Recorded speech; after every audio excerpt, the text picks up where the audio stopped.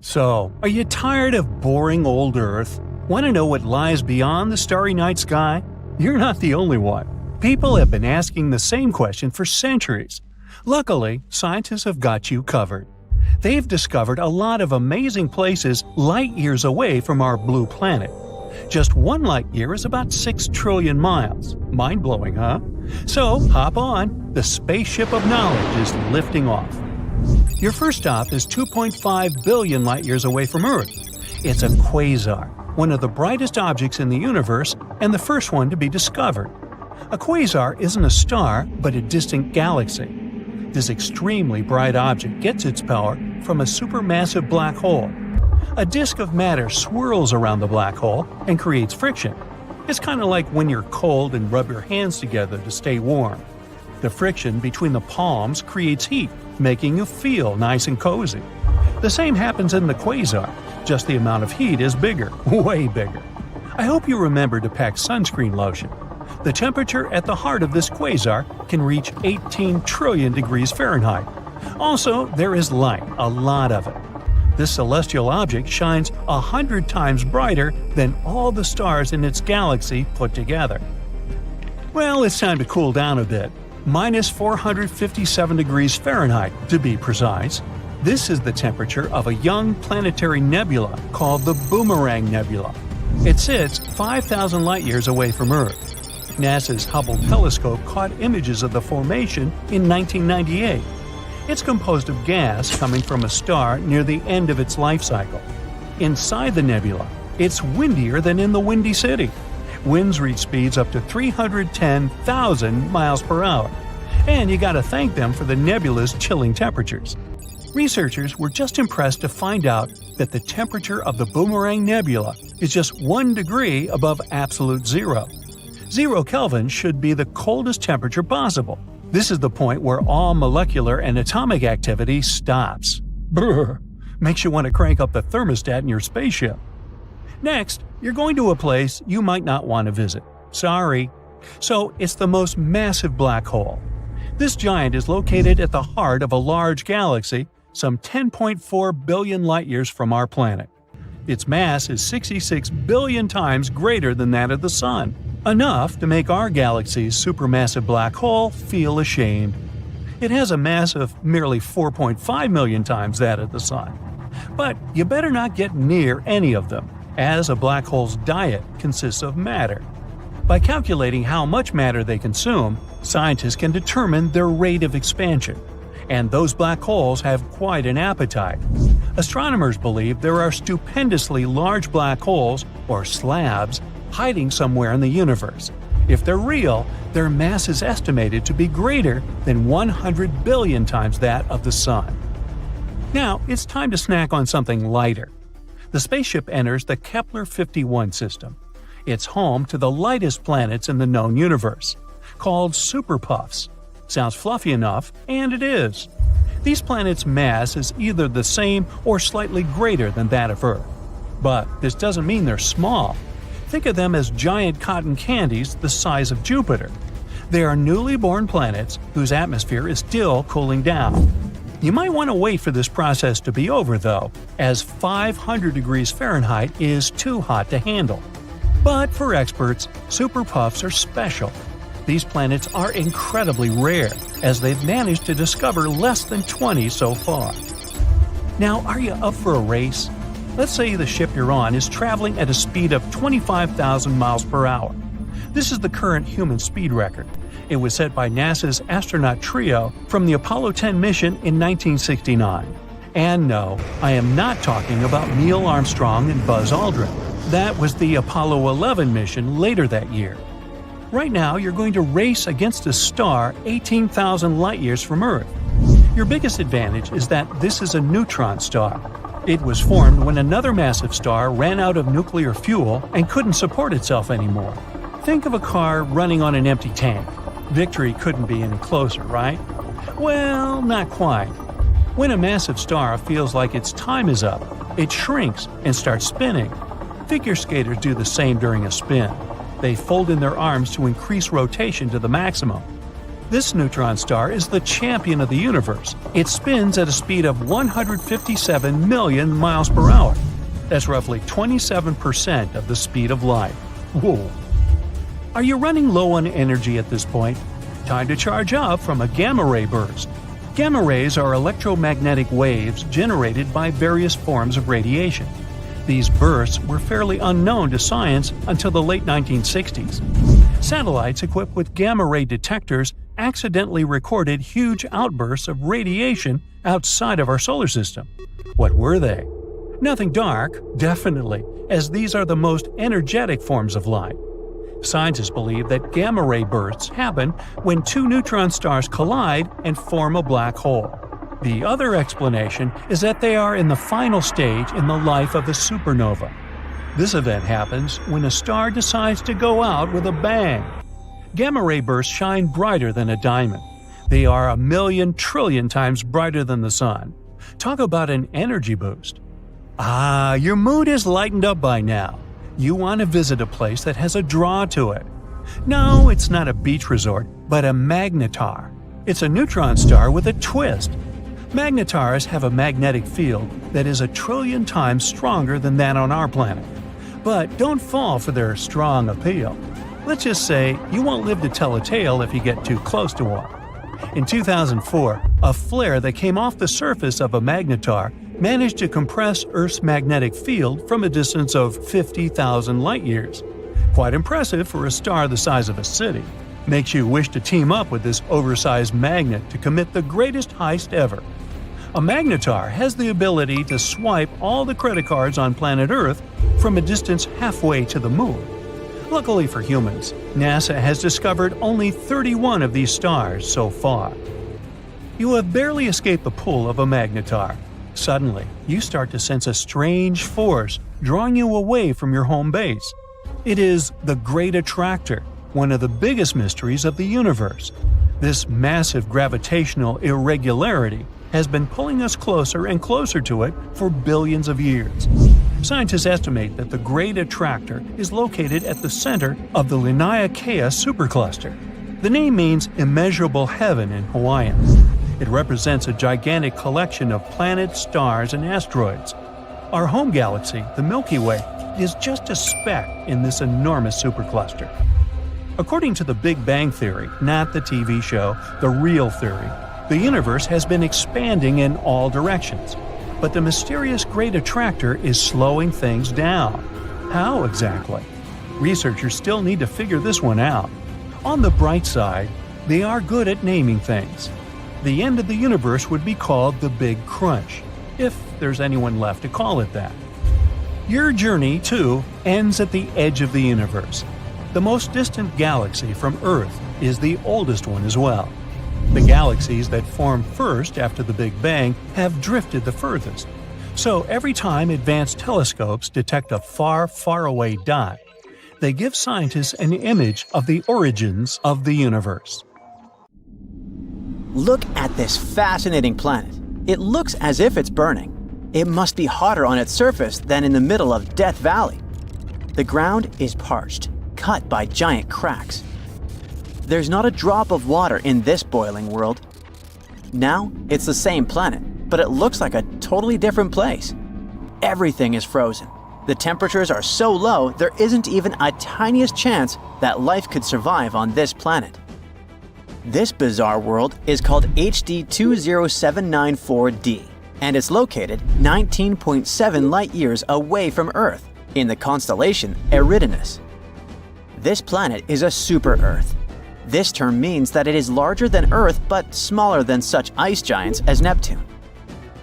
What makes this planet especially interesting is its unusual orbit, which moves it in and out of its star's habitable zone, the region where temperatures might allow liquid water to exist. Now, we haven't seen this unusual planet directly. Astronomers detected it by measuring tiny wobbles in its star using two powerful instruments, espresso and HARPS, located at telescopes in Chile. These instruments measure radial velocity, which is the small movement a star makes as a planet's gravity tugs on it.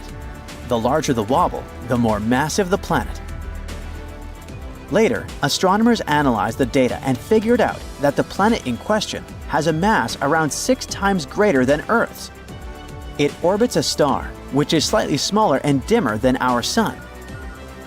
What makes this star unique is that it is bright enough to be seen with the unaided eye, unlike many other stars that host exoplanets. You won't be able to see them without a telescope. The star system has been observed for over 20 years. Astronomers have long suspected it had multiple planets. In 2011, scientists discovered 2 other super-Earths orbiting the star every 18.3 and 89.6 days, respectively. For some time, researchers thought they had found a third planet with an orbital period of 40 days. Later, they realized they had made a mistake. But recently, after reanalyzing years of data, astronomers have confirmed that the third planet does exist, and it's our extreme HD 20794d. A researcher from the University of Oxford played a key role in identifying the planet. He used a special computer algorithm called Yarara to separate the planet's weak signal from the background noise.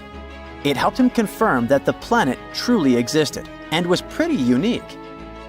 Unlike the planets in our solar system, which have mostly circular orbits, the newly discovered one follows a highly elliptical, stretched-out orbit.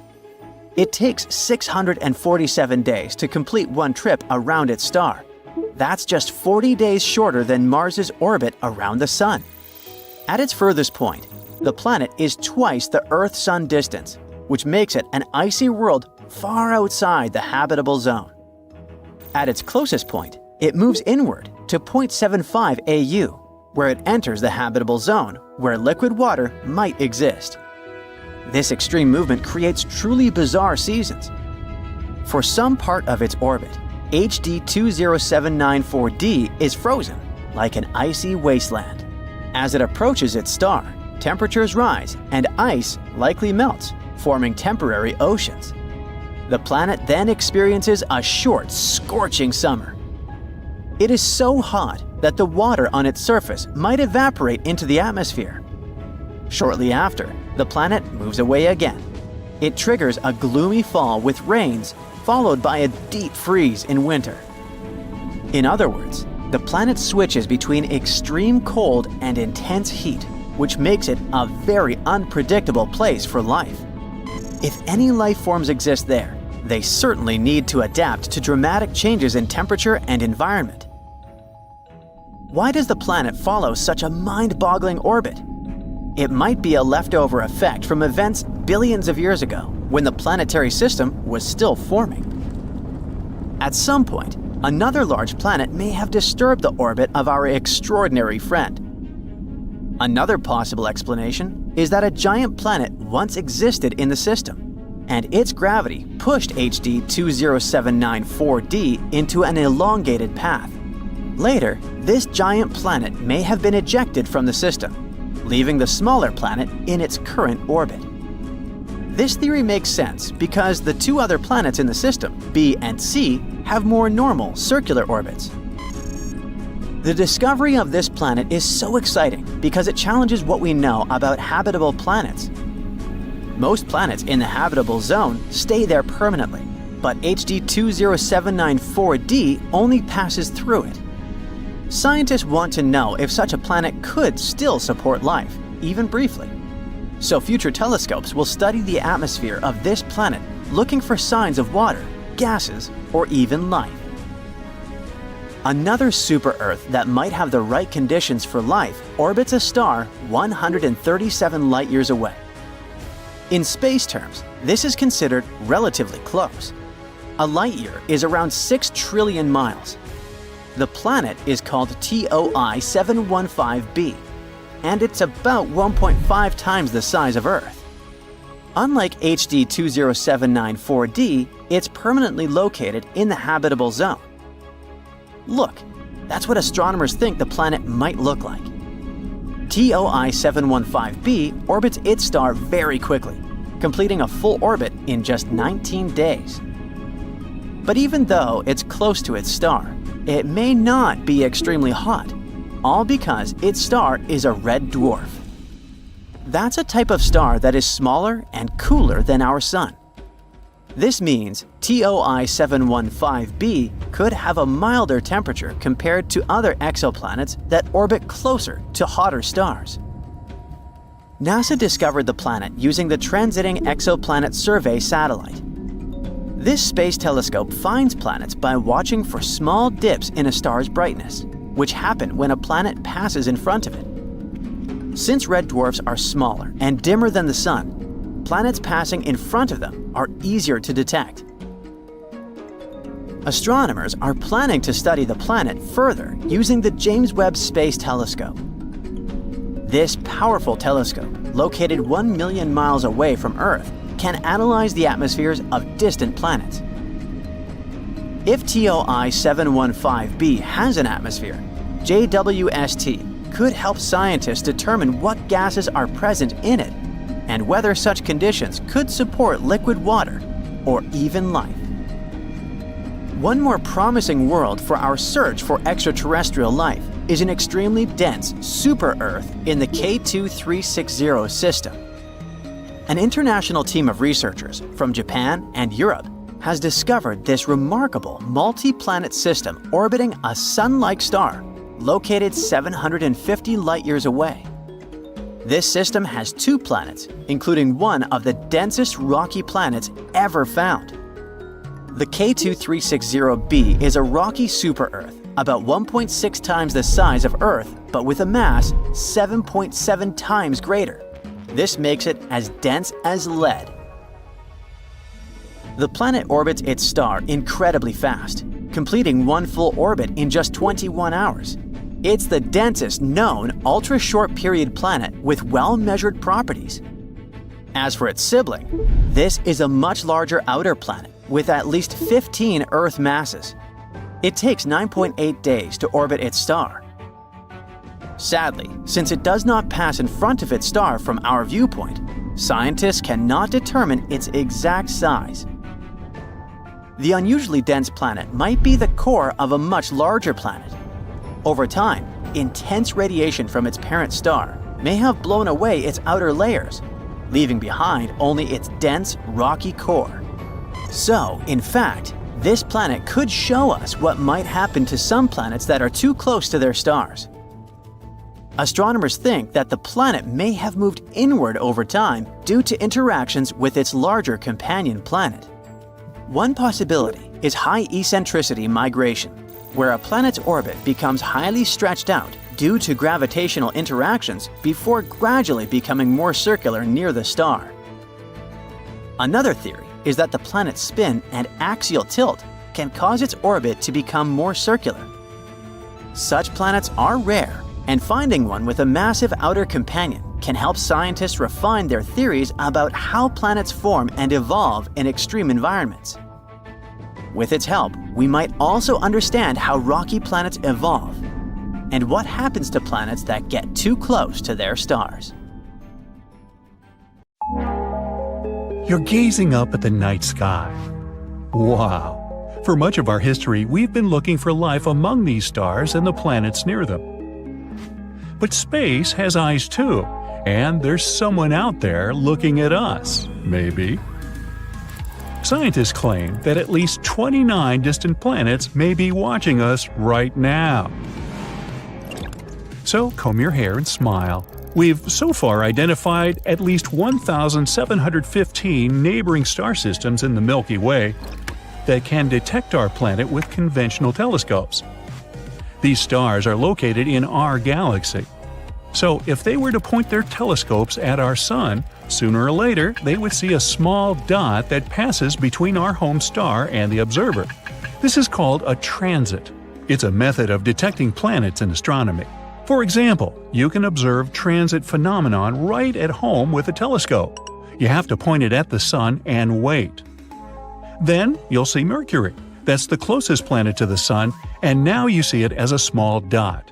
Mercury transit process can last about 5 hours, and this phenomenon happens about 14 times in a century. You'll be able to observe the next transit on November 13, 2032. Mark your calendar.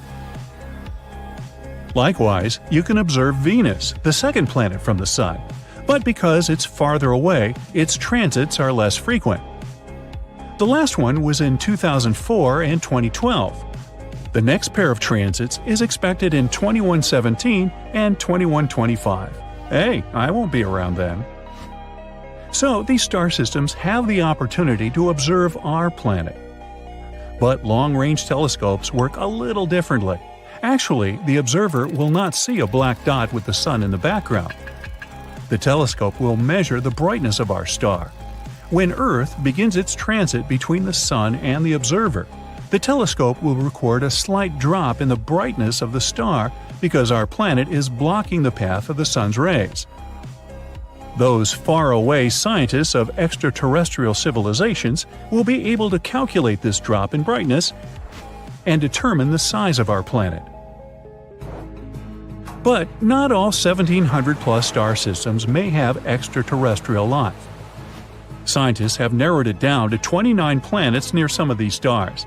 They're potentially habitable. That means these planets are roughly Earth-like in size and within the habitable zone of their host star. That means they're not too close to the star, so it's not too hot for potential life. The water doesn't evaporate there like in a boiling pot. And they're not too far away, so it's not too cold and the water doesn't freeze into thick sheets of ice. And since water is the basis of life, we can assume that civilization might exist there. Theoretically, these planets could have seen Earth transits in the last 5,000 years.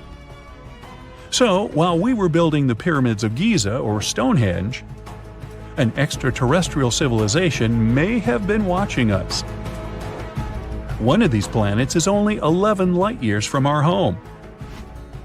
Near the Ross 128 star, a red dwarf in the constellation Virgo, there's an exoplanet about twice the size of Earth and right in the habitable zone of its host star. Theoretically, the inhabitants of this planet could see Earth transit the Sun on a regular basis for 2,000 years. But about 900 years ago, the planet lost its position and can no longer continue observation.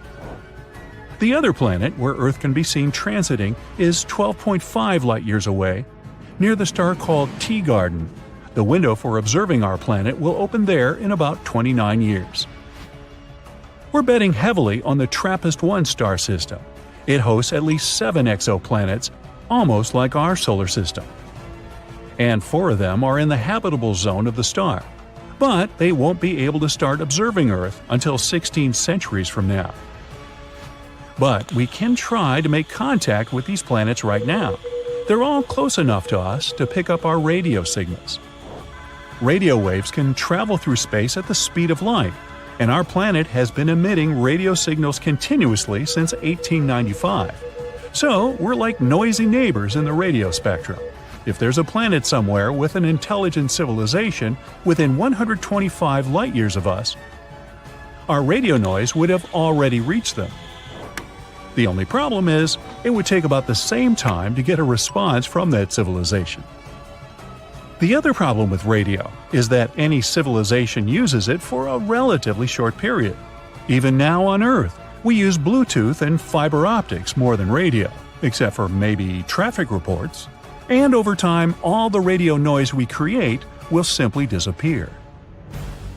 Also, radio communication assumes that an extraterrestrial civilization is advanced enough to use this technology. But who knows?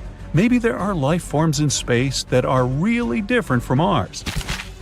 Our radio signals already could have reached that planet, but its inhabitants simply aren't capable of receiving them. And the moment these life forms build antennas to receive the signal, we'll no longer emit them. But we don't lose hope, and we even send encrypted radio signals into space to communicate with extraterrestrial civilizations. In 1974, we sent the Arecibo message into interstellar space. If some civilization can decipher it, they'll get a rectangle like this. It has all the information about humanity. At the top is our number system, then the atomic numbers, and then our DNA, which is pictured below. Then a human being itself, of course. Below is a diagram of our solar system. Earth, the third planet from the Sun, is slightly elevated. This is how the extraterrestrial civilization will understand which planet this message came from. Below is a diagram of the Arecibo radio telescope itself. Another option how to deliver a message to a distant planet is to literally send a mail delivery there. It could be a space probe. And we've already done that. These are Voyagers 1 and 2. They were launched in 1977 and are still operational. In 2012, Voyager 1 became the first ever human-made object in interstellar space. It travels to distant stars and carries a message written on a golden record. The disk contains greetings in 55 Earth languages, a lot of music from different parts of our planet. Different sounds like ocean noise, human voices, and animal sounds. In addition, there are 116 images on the record. These are pictures of people and earthly landscapes. In these pictures, there's information about the Sun and our DNA. The record case contains instructions and a needle to play the record. There's also a map of our galaxy's pulsars so that astronomers from an extraterrestrial civilization can find our solar system. The main disadvantage of sending a message this way is time. Voyager 1 will reach its first stop, the Gliese 445 star, in 40,000 years. Voyager 2 will reach the Ross 248 star in 42,000 years. And in about 296,000 years, it'll pass Sirius, the brightest star in the night sky. I can't wait.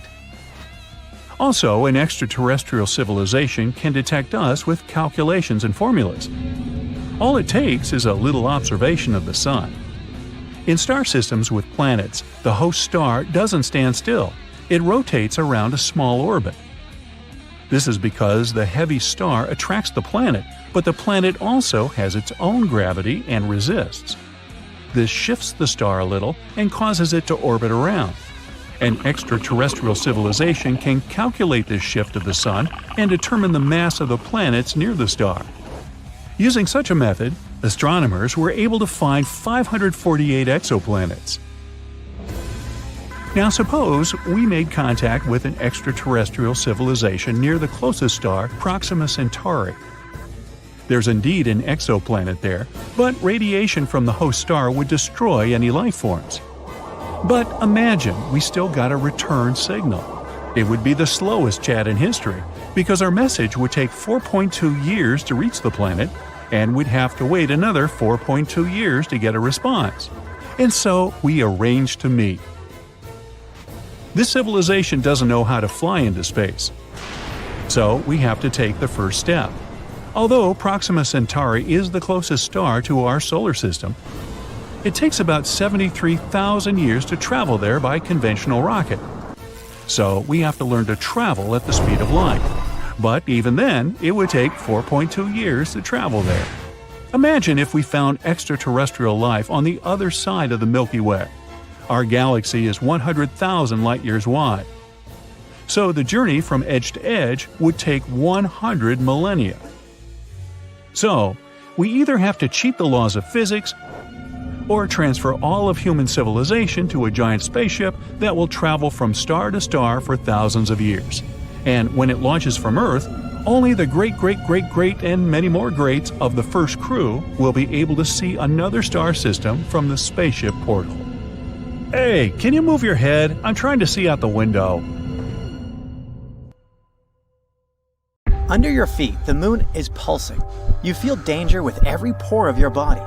The lifeless satellite, or so you thought, stays still for a second before knocking you down to the ground with a powerful tremor.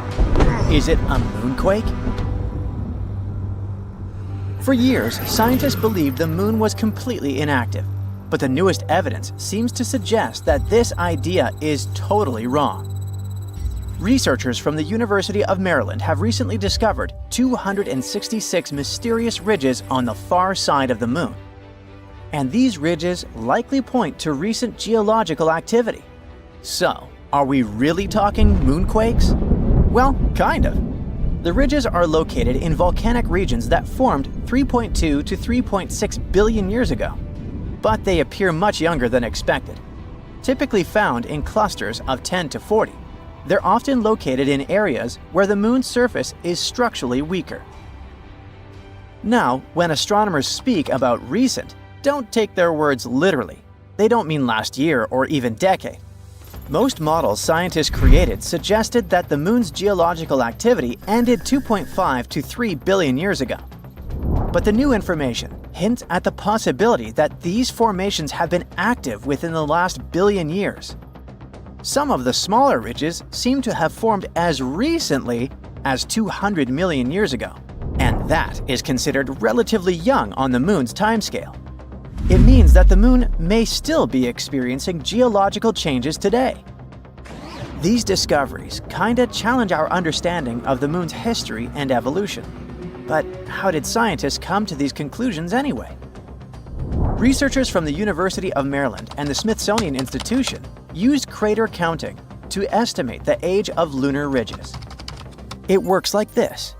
Surfaces with fewer craters are younger, and the more craters some region has, the older it is.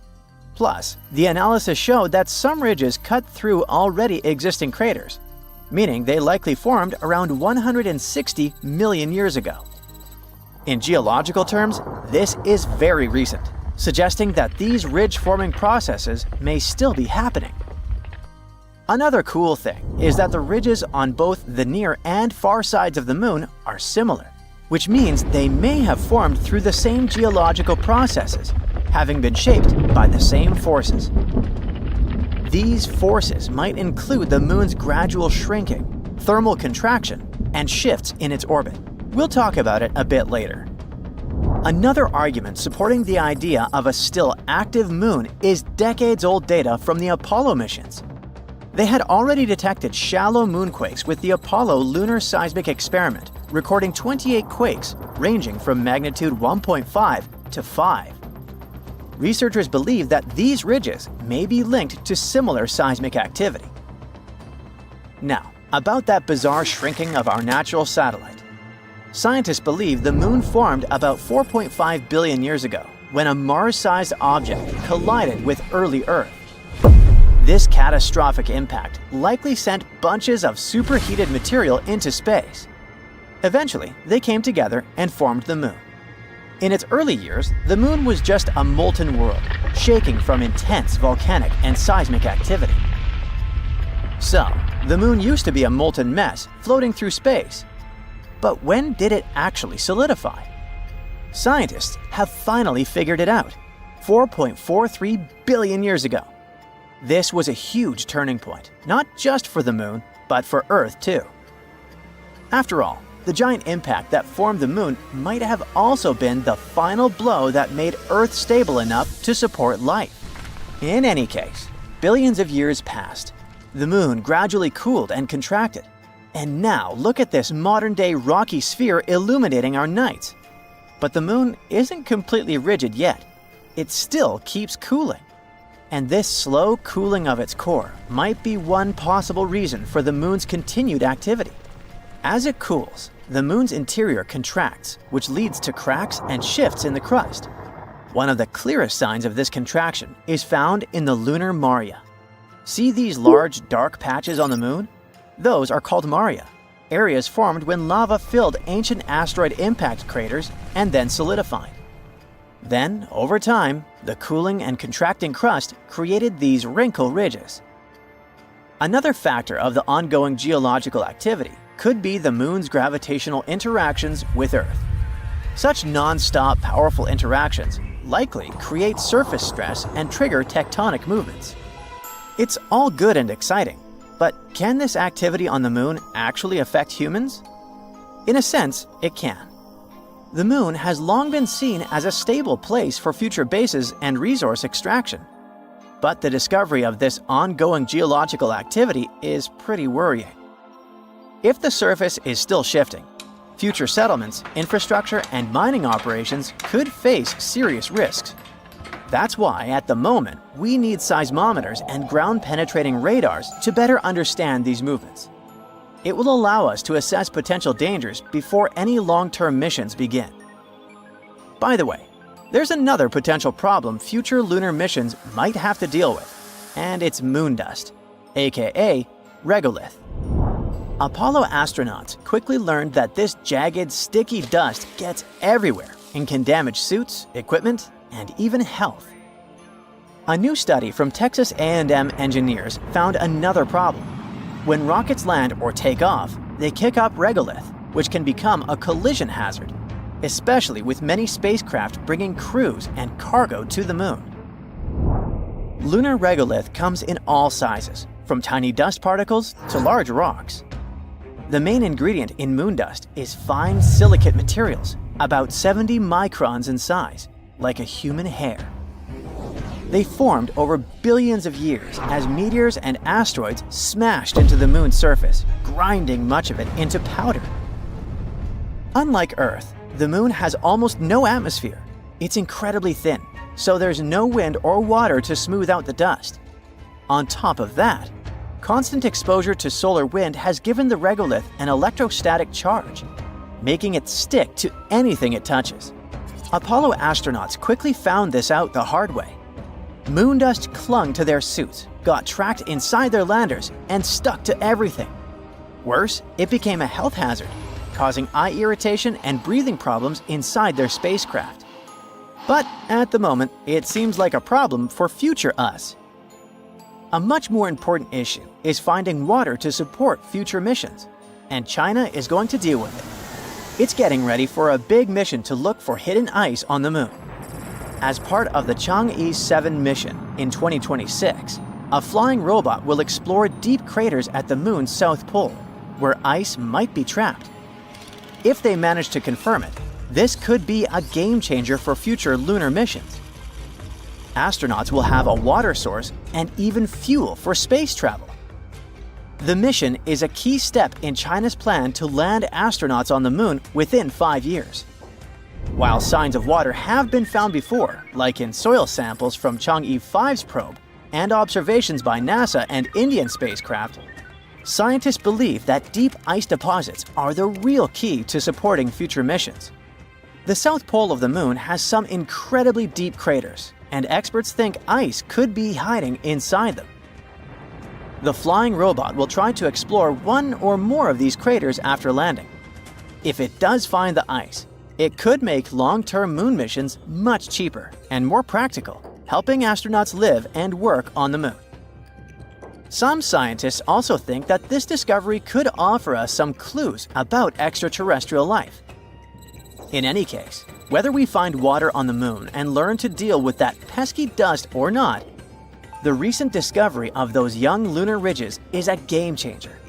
If the moon is still geologically active, it means we don't know as much about our closest neighbor as we thought. What else could the moon be hiding?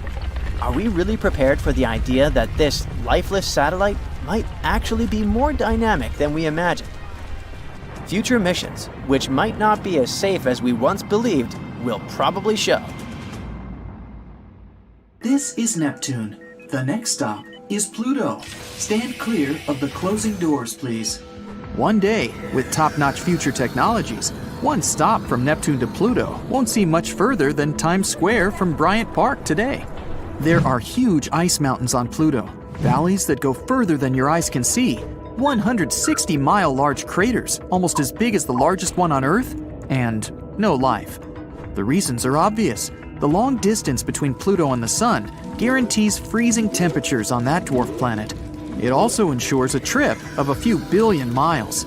Plus, it's smaller than the Moon, so it would get crowded very soon if people started dwelling there. Still, there's one reason which makes life there not that far-fetched. The Sun has a lifespan and cycles within it. Our solar system used to be nothing but a cloud of gas and dust. As a result of a gravitational collapse at the center of this cloud, the gas and dust started gathering in specific, denser places. These pulled more and more matter as time went on, and something called conservation momentum made the mass start rotating and heating up because of immense pressure. Later, there appeared a disk similar to what Saturn has, but it was made of entirely different substances. And right in the center, there was the ball that eventually became the Sun. A protostar is a young star that's still gathering its mass, and that's exactly what the Sun was before the temperatures and pressures inside of it lighted up its core. Millions of years later, it became the sun we see every day. But it won't stay this way forever. It will heat up even more and eventually get bigger and denser, turning into a red giant. It may one day get big enough to swallow up Venus and Mercury. Chances are, it might swallow even planet Earth. Even if it doesn't devour our planet, the sun might get close enough to touch us. Well, if this happened, life on Earth wouldn't be possible. But then, in just a few minutes, the sun loses about 40% of its mass and shrinks about 10 times what it used to be. It's not as bright, and indeed, not as hot as it used to be. By this moment, Earth will have already been deserted. People might want to start traveling around space, or settle down on another planet where life is sustainable, like the exoplanet Kepler 62f, which, by the way, is even bigger than Earth. While all of this was happening, Pluto was changing. Before, every resource was frozen inside of the dwarf planet. Water, gases like methane, carbon monoxide, you name it. But as the sun was reaching its peak luminosity, Pluto was slowly warming up and losing a lot of what it had to the vastness of space. At the same time, an atmosphere formed up.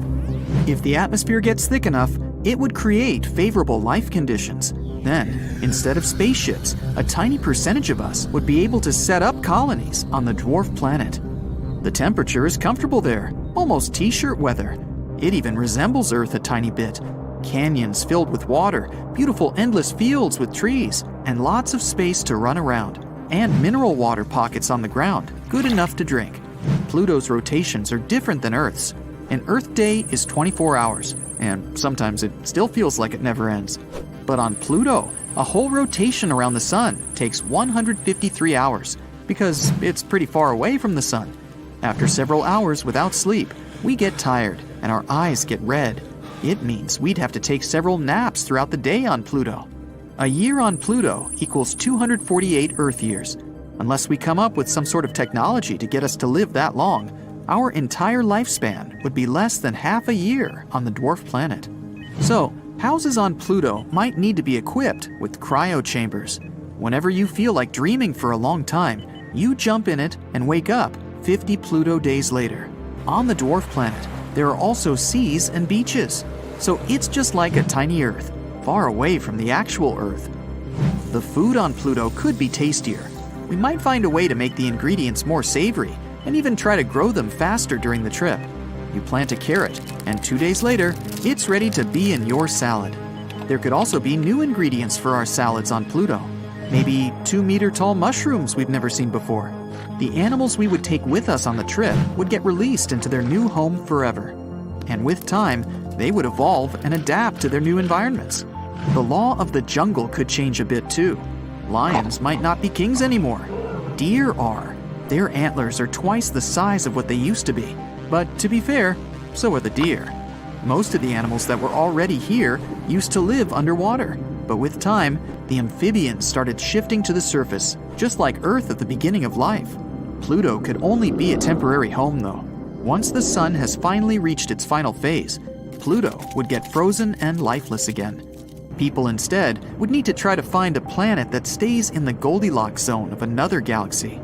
The Goldilocks zone is the exact proper distance from the star like the sun, where the temperature is perfect for the water to stay liquid.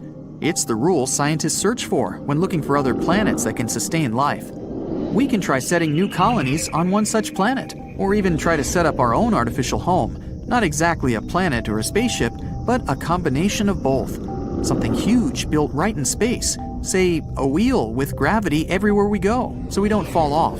It would float in space toward the new exoplanet, capable of fitting entire states in. This whole trip might happen just because the sun first grew too much, and then, having reached the culmination of its life cycle, it would finally become a white dwarf. It's going to be a pretty long journey, and entire generations will be born here. You'll have a choice: sleep your way through the journey until humans finally reach their new exoplanet, or enjoy the trip in this fantastic spaceship. There's all you need on board: malls bigger than those on Earth, large futuristic cities, even places to farm, fields with rich soil made artificially, and finally, after a long journey, the exoplanet. It's even somewhat better than Earth. The planet is giant and has more continents. The continent's center isn't as far from oceans, which means there aren't as many desert areas. Though the sun of this planet is an orange dwarf, it's not as hot as our yellow dwarf sun today. It's a bit smaller, but here's the kick. Orange dwarfs live somewhat longer. They remain stable for between 15 billion and 45 billion years. Despite that, this new planet is full of rainforests because the planet itself is warmer. It means more biodiversity and creatures we've never seen before. But even if nothing out there is suitable, we could try and terraform this planet instead. If we take Mars as an example, we could create a greenhouse effect by smashing ice-rich comets and releasing ammonia in them, making the planet warmer. We could also start planting trees. We'd probably need some Earth soil to do that, or we'd have to modify Mars's soil to be similar to ours. Sooner rather than later, the atmosphere would be close to the one we have on Earth. We'd be able to breathe too, because of the trees. Then, we can melt Mars's polar ice caps and voila, water. The problem is the solar winds and sun explosions that might strip it of an atmosphere just as quickly as we can create one, if not faster. It has no magnetosphere either, which means it can't protect us from radiation, so long-term Mars wouldn't be a good choice. Maybe out there, in the vastness that is space, there is a perfect planet waiting for us. The only life that we are certain about so far in the entire universe is on planet Earth. Whether that life is intelligent is, let's say, arguable. But anyway, it's not surprising that we're tirelessly searching for life on other planets. So far, they've discovered more than 4,000 of them. But what's even cooler, NASA has compiled a new list of 24 planets that aren't just Earth-like, they're better. The conditions on them are so good that they're more comfortable than on our planet. So let's examine some of them. KOI 5715.01. Let's be coy, shall we? This wonderful planet is in the constellation Cygnus. And why is it so wonderful? Well, our sun is a yellow dwarf. And sorry, sun, even though you're not bad at supporting life, there are some stars that can do it better. Nothing personal. The planet KOI 5715.01 orbits near an orange dwarf. Orange dwarfs are stars slightly smaller than our sun and have a little lower luminosity. Did you like the alliteration there?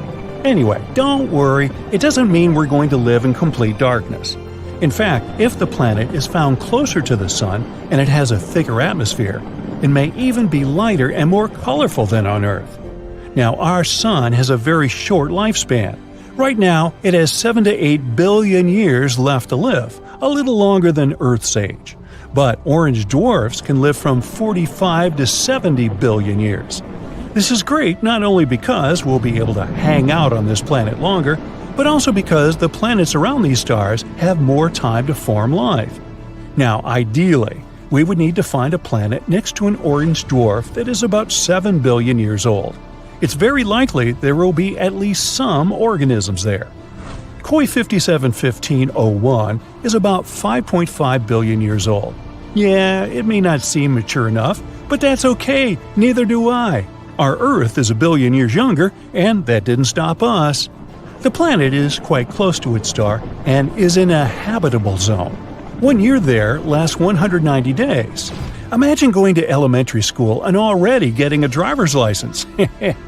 It's almost 2 times larger than the Earth.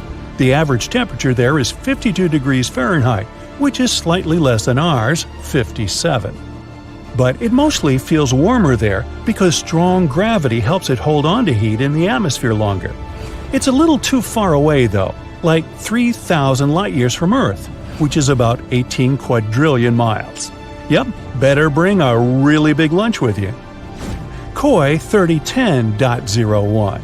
This planet is found next to the star KOI 2010. This planet sounds like a very pleasant world. The average temperature on this planet is 67 degrees, so a little warmer than ours. But that's a good thing. Scientists believe that on a perfect planet, the temperature should be just about 10 degrees hotter than on Earth. The more heat there is on the planet, the more comfortable it is to live there. Also, the higher chances of developing life. The radius of this planet is nearly 1.5 times larger than Earth. There's some atmosphere, although we're not yet sure about its composition, but it's probably like the Earth's. Scientists think that we'll find an ocean there, and it can cover up to 60% of the surface, which is also cool. In a perfect world, water and land should be distributed more evenly than on our planet. A little more land means a little more territory and resources, right? But listen, this planet is actually very similar to the Earth.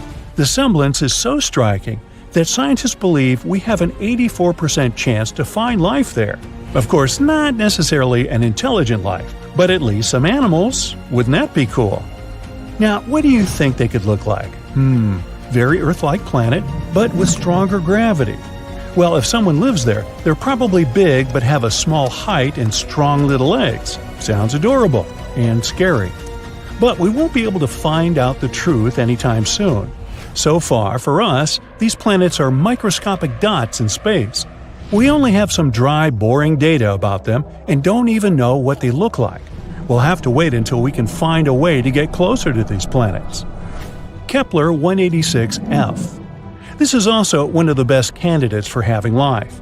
This rather cute planet was nicknamed the Earth's cousin because it does have a strong resemblance. Anyway, these two planets are like sisters, not twins. Kepler 186f rotates near a red dwarf. Red dwarfs are stars even dimmer and smaller than orange dwarfs. Yeah, they'll also live for a very, very long time, but their luminosity is also quite low.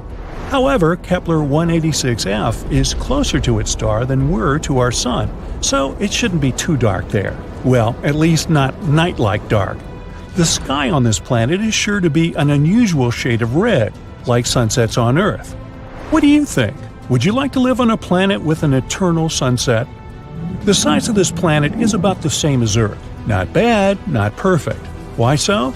Because the coolest planets are those that are bigger than Earth and have stronger gravity. Now you'll probably say, but wouldn't it be harder to walk there and even harder to get out of bed on Monday? Of course. But on the other hand, this planet will pull the atmosphere better. The atmosphere will be thicker and denser. This means more protection from the scary space stuff, more oxygen, and more heat. Not to mention the fact that the bigger planets have more space to settle. Awesome, right? But of course, the Earth's size is also an excellent choice. Another cool fact is that the tilt of Kepler 186f is about the same as ours. It means that there should be stable seasons and a normal day-night cycle. Do you know how important the tilt of the planet is? Let's look at Mars. Mars is also, in fact, found in the habitable zone of our Sun, but its tilt is very unstable, and as a result, the entire ocean that could have been on it once now completely dried up. Today, it's just a red desert, and there's no life there. At least not as far as we know, but you see how important these tiny details are? This planet is also quite far away from us, 490 light-years. That's about 3 quadrillion miles. So yeah, we're just going to keep waiting for intergalactic travel. Kepler 62e and 62f. These planets were called the most Earth-like before we discovered Kepler 186f. They're very comparable to our home.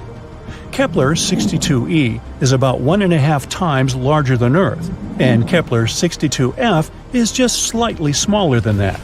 They're located in the constellation Lyra, which is about 1,200 light-years away from us. They both also orbit a red dwarf.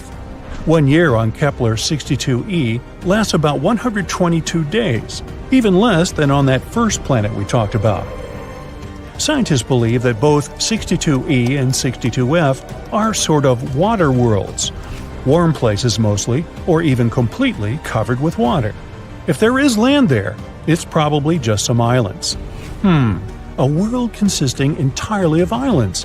A fantasy dream for some, think Hawaii, and a nightmare for others, think Megalodon. But if you're a fan of ancient marine animals, just imagine how gigantic they could be there.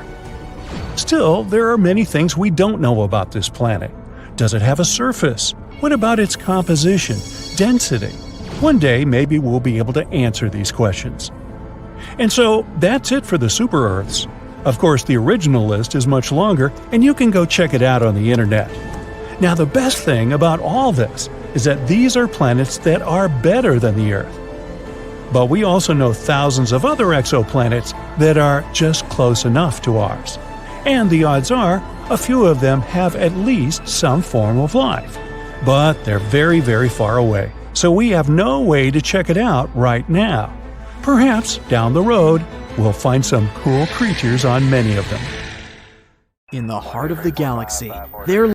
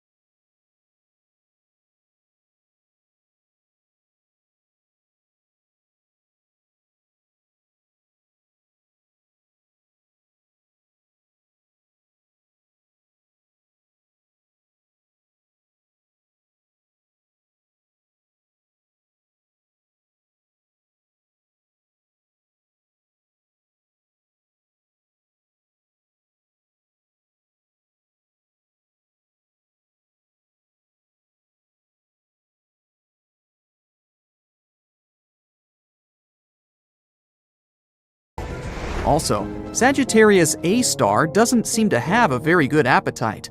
It's been observed to be pretty quiet lately, which is good news for us. But even if it were super greedy, it wouldn't pose any threat to us. This black hole is over 26,000 light-years away. From Earth, we can see it in the Sagittarius constellation. In 2022, the Event Horizon Telescope collaboration released the first ever image of Sagittarius A*. It took years of collaboration and technology to capture this stunning image. And this is our second photo of a black hole in history. The first one was released in 2019, and it showed the supermassive black hole called M87*. Yes, they both have star in their names. Don't try to make it make sense. Anyway, you may remember this photo as the first ever image of a black hole ever. It went crazy viral across the internet. And this black hole, M87*, located in the Messier 87 galaxy, is way scarier than Sagittarius A*. You thought 4 million solar masses is impressive? Then how about 2.5 billion solar masses? M87 is a real monster. It's also known for its powerful jets of plasma, which are so energetic that they extend thousands of light years from the black hole's center. If M87 were a superhero, it would be Iron Man, with his repulsor beams on full blast. Now technically, you can't take a photo of a black hole itself, since it's, well, black. No light can escape its grasp. But the glowing orange ring in this photo shows the matter surrounding Sagittarius A*. It's called the accretion disk, a swirling disk of hot gas that spirals the center, heating up to millions of degrees in the process. It's like a giant fiery vortex, but with no escape.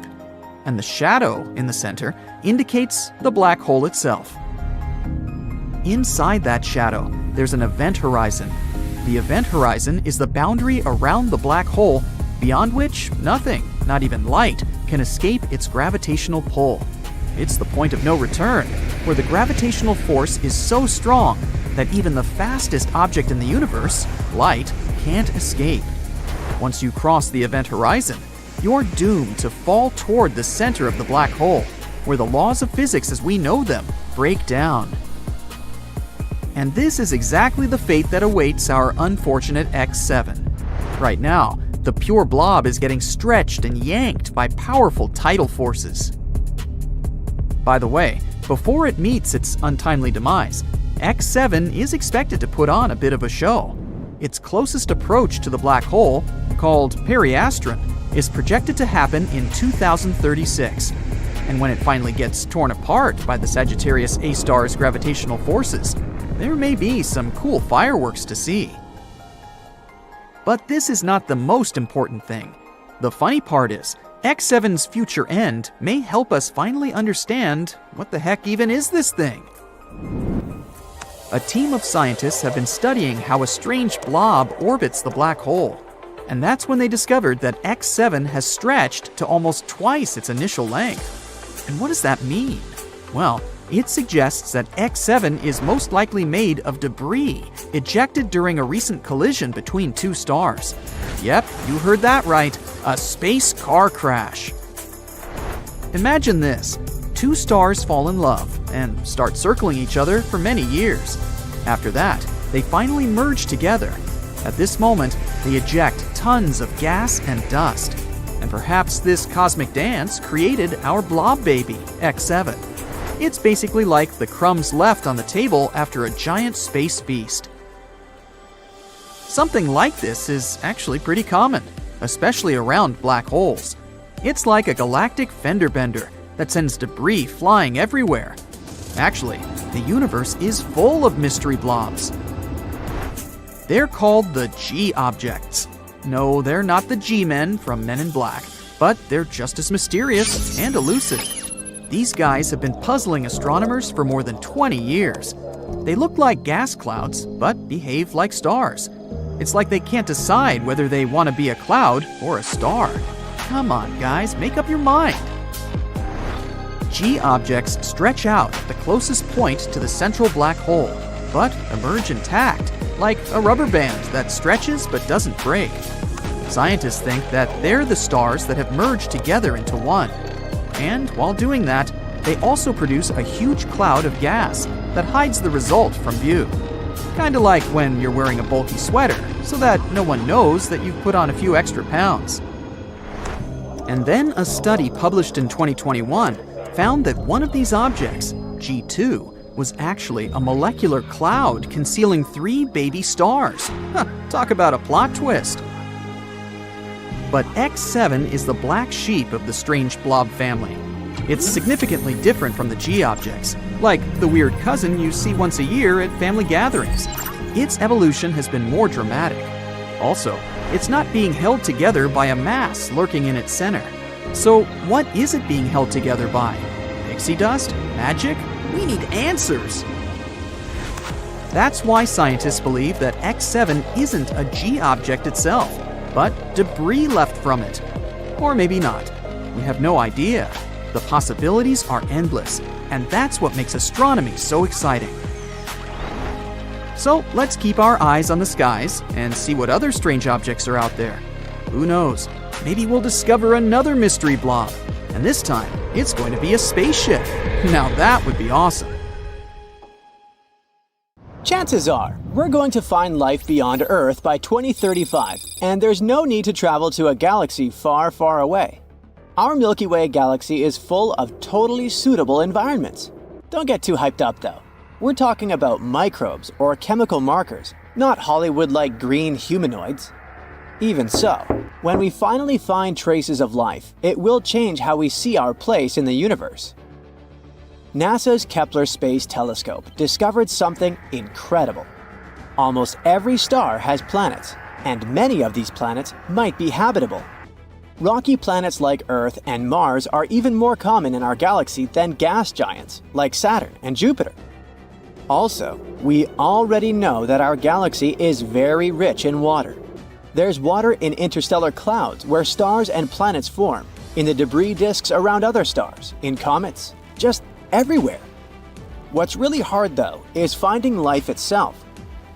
Ideally, to finally find it, we need to land on every single planet out there and literally check under each rock. But thanks to the newest research, we can at least narrow down the search to potentially habitable worlds. The James Webb Space Telescope, a super powerful telescope that was launched into space in 2021, is onto this. It checks the atmospheres of nearby super-Earths, rocky planets that are a bit bigger than Earth. It searches for life-related gases, chemicals that can only be produced by living things. And they already found some clues. For example, they detected signs of such a chemical on a planet called K2-18b. This planet is 120 light-years away, which is pretty close on a space scale. This planet is in the Goldilocks zone, which means a zone around the star where the temperatures are just right for liquid water to exist. It orbits a red dwarf star, the smallest type of star there is. Such stars are a bit fainter than our Sun. It will take about a year to check if these hints of life are real. If so, it would mean that life is much more common than we previously thought. But even if it's not, there are 10 more Goldilocks planets on their list to study. The James Webb Space Telescope is a very cool tool, but it has limits. It can't detect small Earth-like planets due to their size. To fix this, NASA plans to launch another tool, the Wide Field Infrared Survey Telescope. This one will be even better at spotting such planets and life-related chemicals. And also, we have the SETI project. SETI stands for Search for Extraterrestrial Intelligence. This project has been on a hunt for extraterrestrial creatures since the 1980s.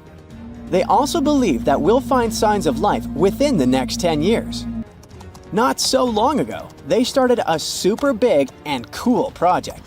It's called COSMIC, and it uses an array of radio telescopes in New Mexico. You might have seen those in the movie Contact. COSMIC allows scientists to listen to hundreds of thousands and potentially millions of star systems at the same time.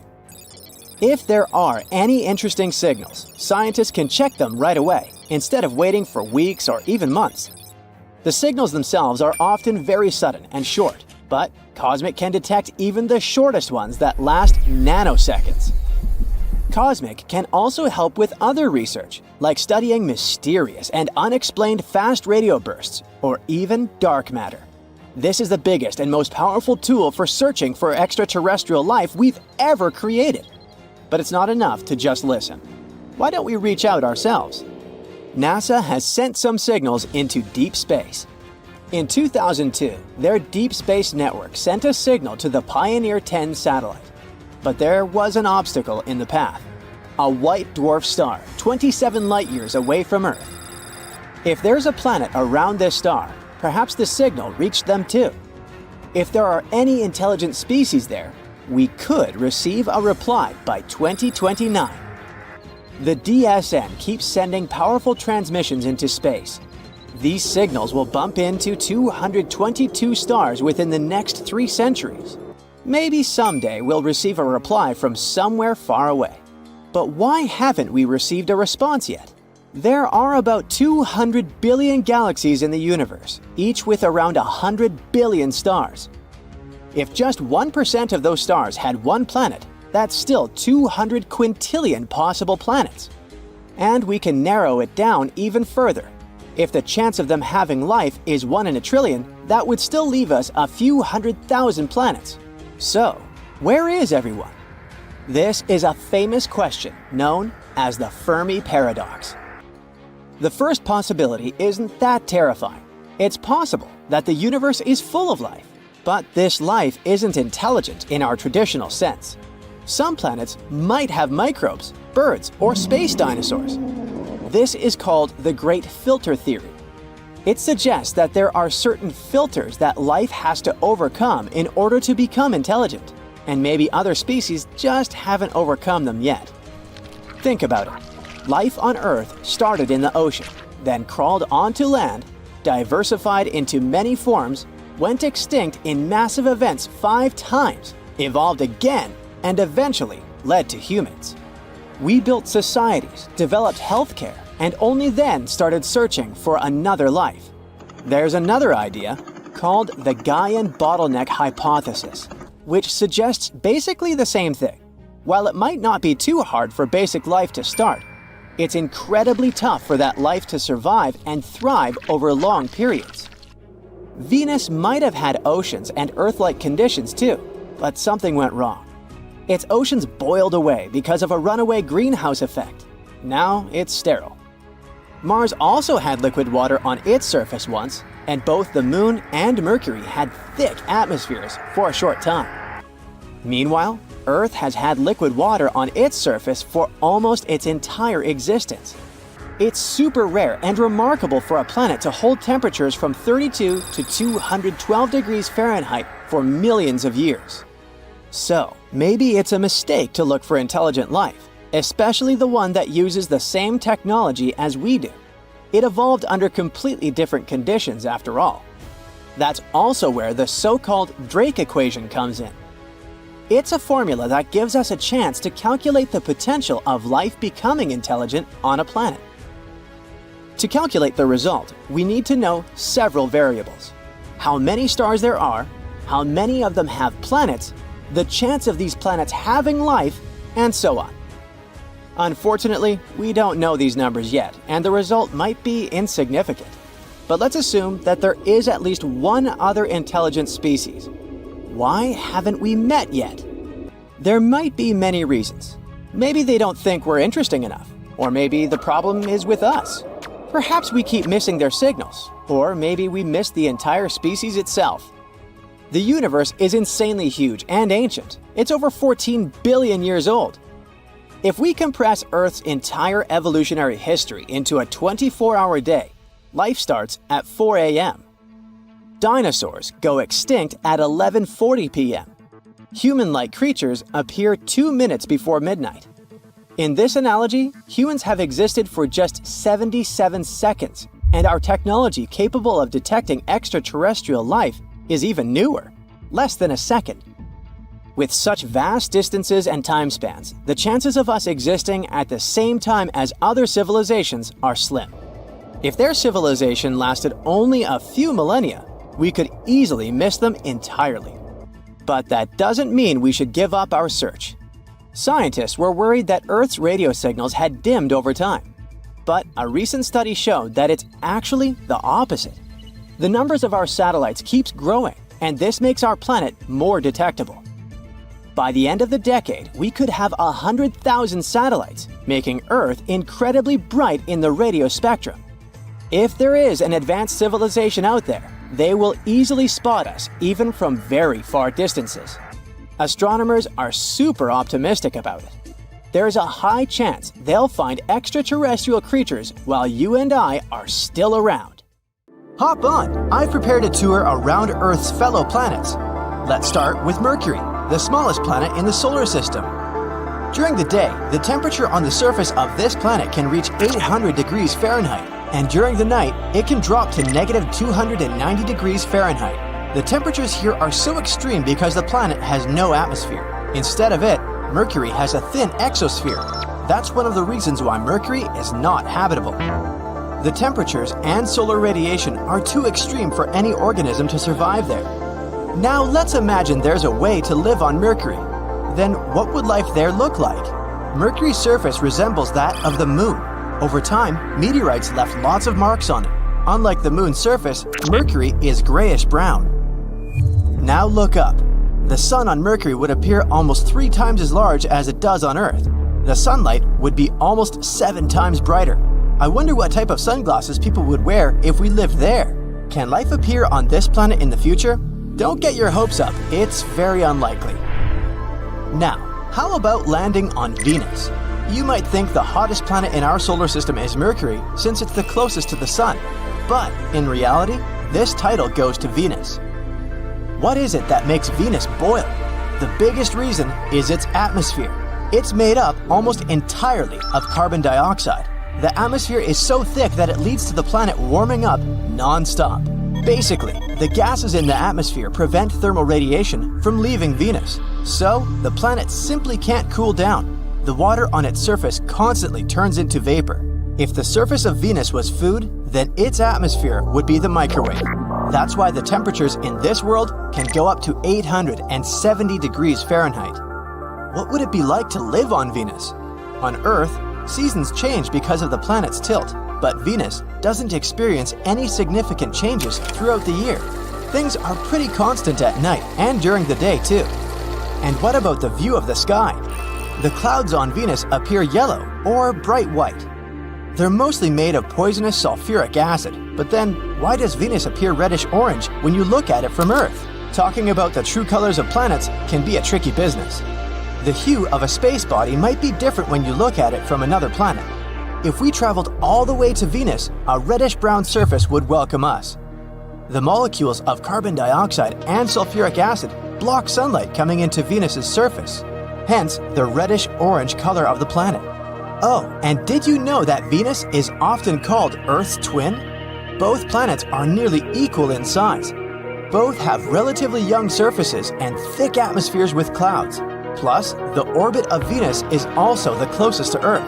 That might raise a question about the possibility of life on Venus. I'm sorry to break the news, but nope. Venus is not habitable. The next destination is Mars. Unlike Venus, Mars has seasons due to the planet's tilt on its axis. It also has a secondary seasonal effect caused by its highly elliptical orbit. The southern hemisphere has colder winters and hotter summers than those in the northern hemisphere. The average temperature on Mars is negative 80 degrees Fahrenheit.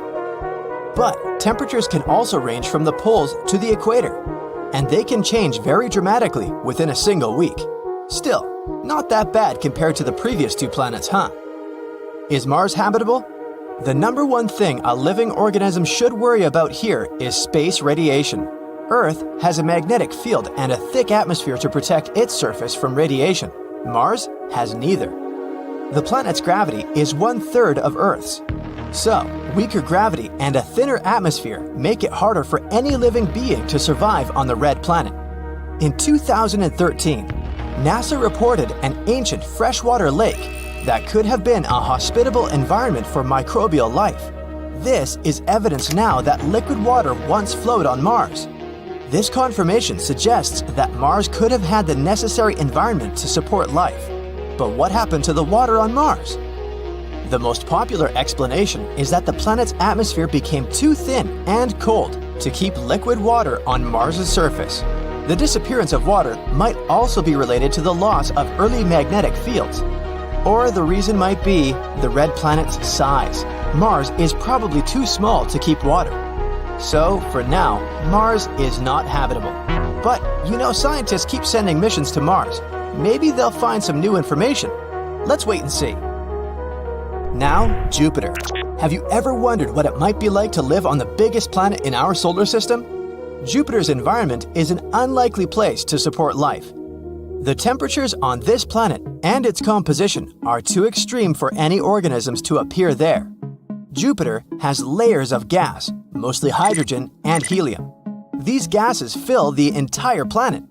Quite literally, there is no solid surface on the planet. Gases go all the way to the core, below the surface. They become liquid and turn into plasma because the atmospheric pressure there is way more intense than any place on Earth. To put it into perspective, an organism on Jupiter has to resist 1,000 times more atmospheric pressure than it would on Earth. Can a living being survive in such conditions? Unlikely. Jupiter is completely uninhabitable. But hey, have you heard that its moon Europa might be a possible habitable zone? Change of scenery. Saturn. It's the second largest planet in our solar system. Like Jupiter, Saturn is a gas giant ball mainly consisting of hydrogen and helium.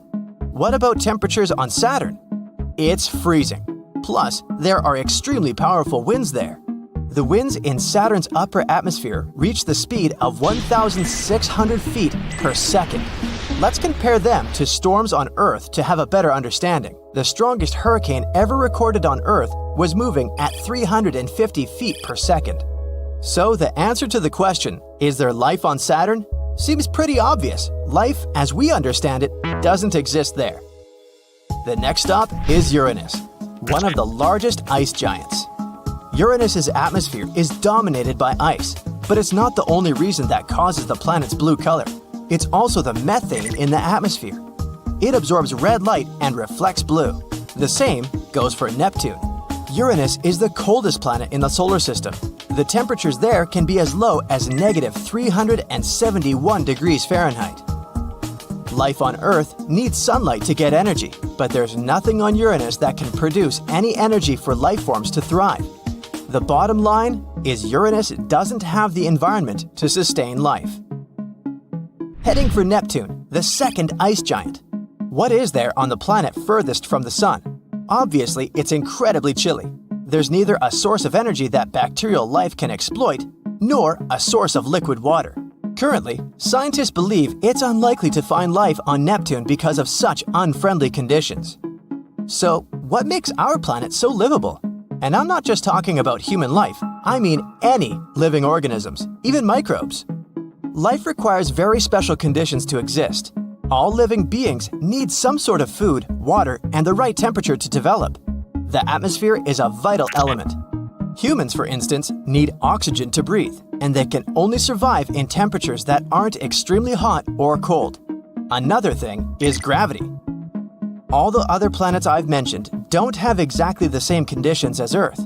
Life there would probably be different than what we have here. All living beings on Earth have adapted to our atmosphere, and life forms elsewhere would need to be able to survive in that planet's conditions. Okay, quick space riddle. Why is the search for life in the universe like a tree? Because you're always looking for a place to plant it. You know, plant it, planet. Okay, settle down. Anyway, water is the basis of life in any part of the universe, so potentially inhabited planets must have liquid water on them to support life. An incredible number of circumstances must come together for this. The planet must be in the habitable zone of the star. Then the temperature and atmospheric pressure on the planet's surface will be suitable for simple life forms to begin to evolve. A little closer to the star and the water will evaporate, leaving no chance for oceans and seas to form. This is what happened on Venus. It has a size and mass similar to the Earth, but it's too close to the Sun and no life can exist on its surface. Too far from the star, and the planet becomes too cold. Water can only exist in the form of ice on the surface, and there just might be liquid water deep below. Neptune is one example of this. In addition, the planet must be solid and have an atmosphere that protects it from solar radiation and allows living organisms to breathe. In our galaxy alone, there are countless stars. Really, you can't count on them. Near each one of them may be a planet. They're called exoplanets, and some of them may be in the habitable zone and have everything for life to form on them. From a list of 4,500 known exoplanets, scientists have identified 24 that can be superhabitable. This is the type of planet that is suitable for the existence and evolution of life, even more than the Earth. Such planets must be twice as massive as the Earth and 1.3 times larger. A bigger size means stronger gravity and a denser and warmer atmosphere. This will ensure a greater diversity of all living organisms on the planet. In addition, we should pay attention to the host star around which the superhabitable planets will orbit, and there should be a McDonald's nearby. Ideally, it should be smaller than the Sun and have a lifespan of at least 15 to 30 billion years. For comparison, the lifespan of the Sun is under 10 billion years, and it took about 4 billion for complex life forms to appear here. Stars such as the Sun can simply run out of fuel before life can develop on its exoplanet. Scientists suggest focusing on dwarf stars. They're smaller and less luminous than the Sun, but their lifespan can be between 20 and 70 billion years. This will give living organisms enough time to develop and evolve. Climatic conditions on super-habitable planets will also be different.